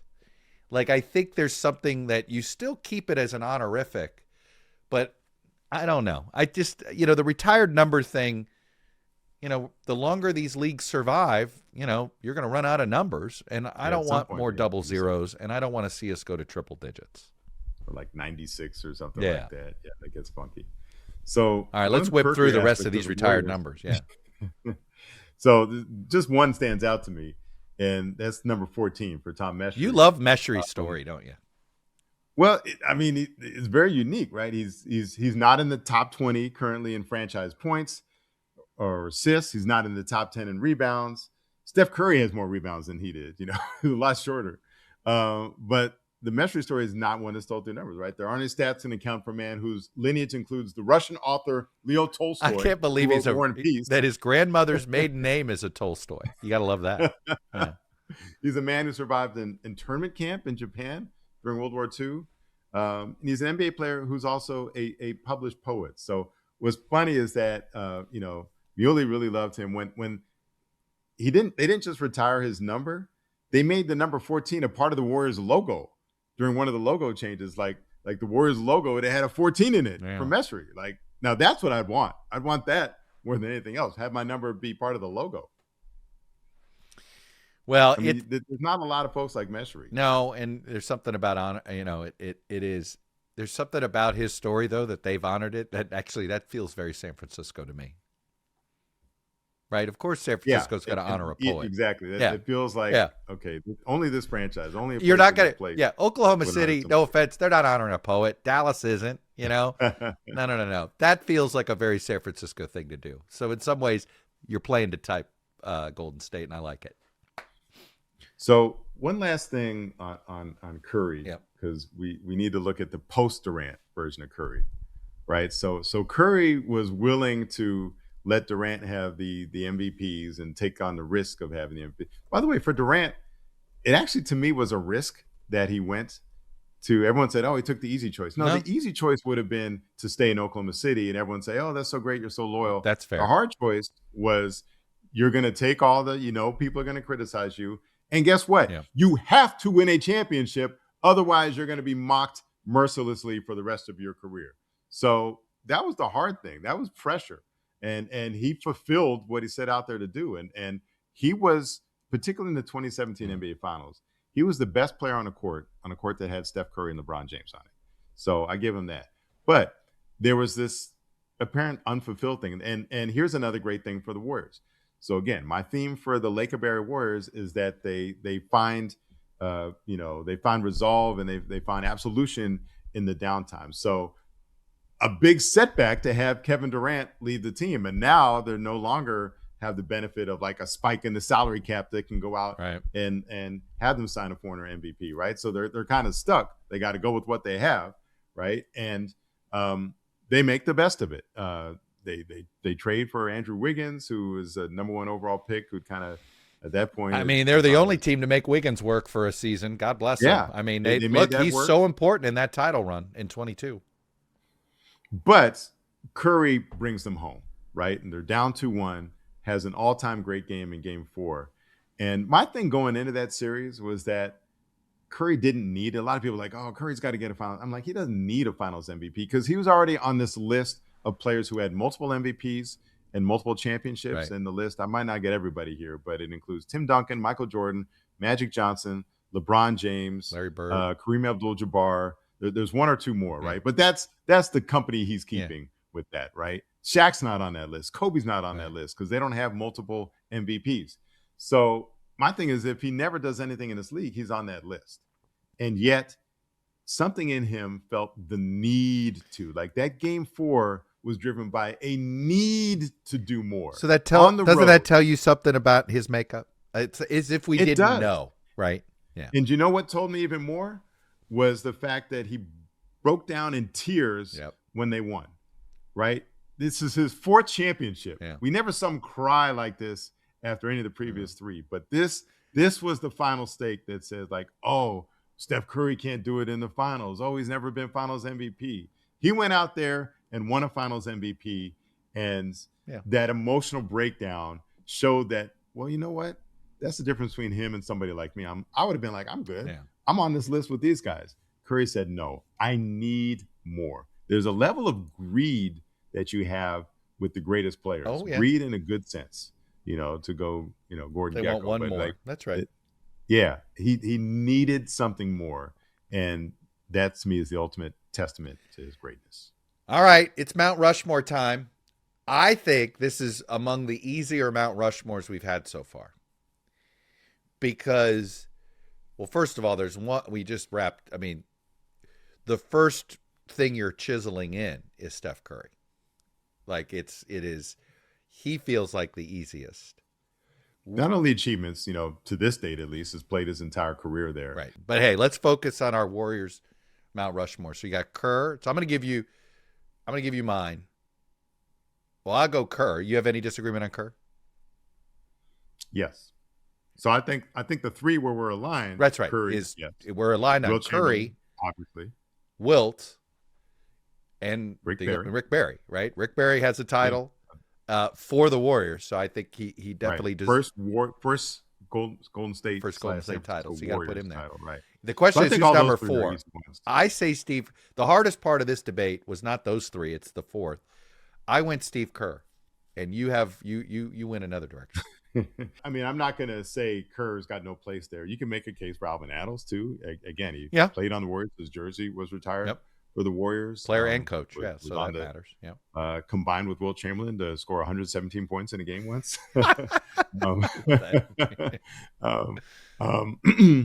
And then I think the longest tenured coach in the Warriors history, was there from the 70s, obviously the championship coach, and is there through the early 80s. Like the first coach I remember for that team is Alvin Adams. Yeah. But I'm going to go a little bit of wild card here. And this is someone who is not just great for the Warriors, but in my opinion was the greatest to ever do what they did. And that is their ace PR guy, Raymond Ritter. I'm putting him on my Mount Rushmore. What makes Raymond so great? I've been asked this by students sometimes. I say, oh, man, Raymond. So he just has this ability to be everywhere, just kind of the classic PR sense. So, even as the media has been seated further and further away from the court, and Raymond usually sits down by the court and the radio and the broadcast crews during the games. But, he'll make sure to stop by and just kind of check in with everybody in person up in the media seating. He was among the last of the they used to, when you get to the road team, when you get to town, get your hotel, they used to distribute, they'd bring your packet over with the game notes and your credential. Now that the notes are available online, but they were the last to stop doing that, right? That little touch of delivering your stuff to your hotel. He'll stay after the game, late into the night, and until the last person or some of the last people are done writing their stories.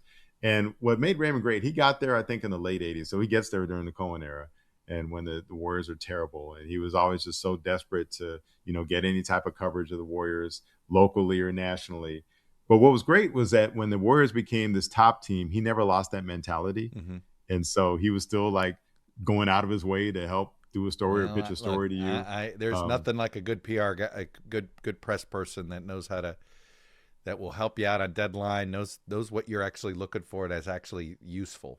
So I get it. So I actually think in part he's helped shape the way that these Warriors are thought of, because he's so good at working with the press. He goes so far out of the way to make sure, like the Steph Curry, you can talk to Steph Curry, the Durant's, whoever the stars are, he makes them available to the media, and that's going to reflect well on the coverage of their team. And it's like he never lost that mentality of like, I'm a guy that has to work hard to get this team. So the fact that the best team could also be really the most accessible and available team as well, I think it in part, the people that write about and describe the Warriors, they write in glowing terms in part because Raymond Ritter is so good at his job. So what does he mean to the Warriors? I'm going to put him on the Mount Rushmore. All right. How about that, Raymond? So there you have it. This, it's not about him, but he's on my Mount Rushmore, Ray. There you have it. That means Ray's got to deliver for our next episode, which is going to feature one of the all-time great Warriors. We can't wait for it, and we hope you are there too. This was a labor of love once again on this interesting episode. Team, right? What's that? Fascinating, interesting team, and we hope you enjoy learning as much about them as we did in the course of working on this episode. We'll see you on the next episode.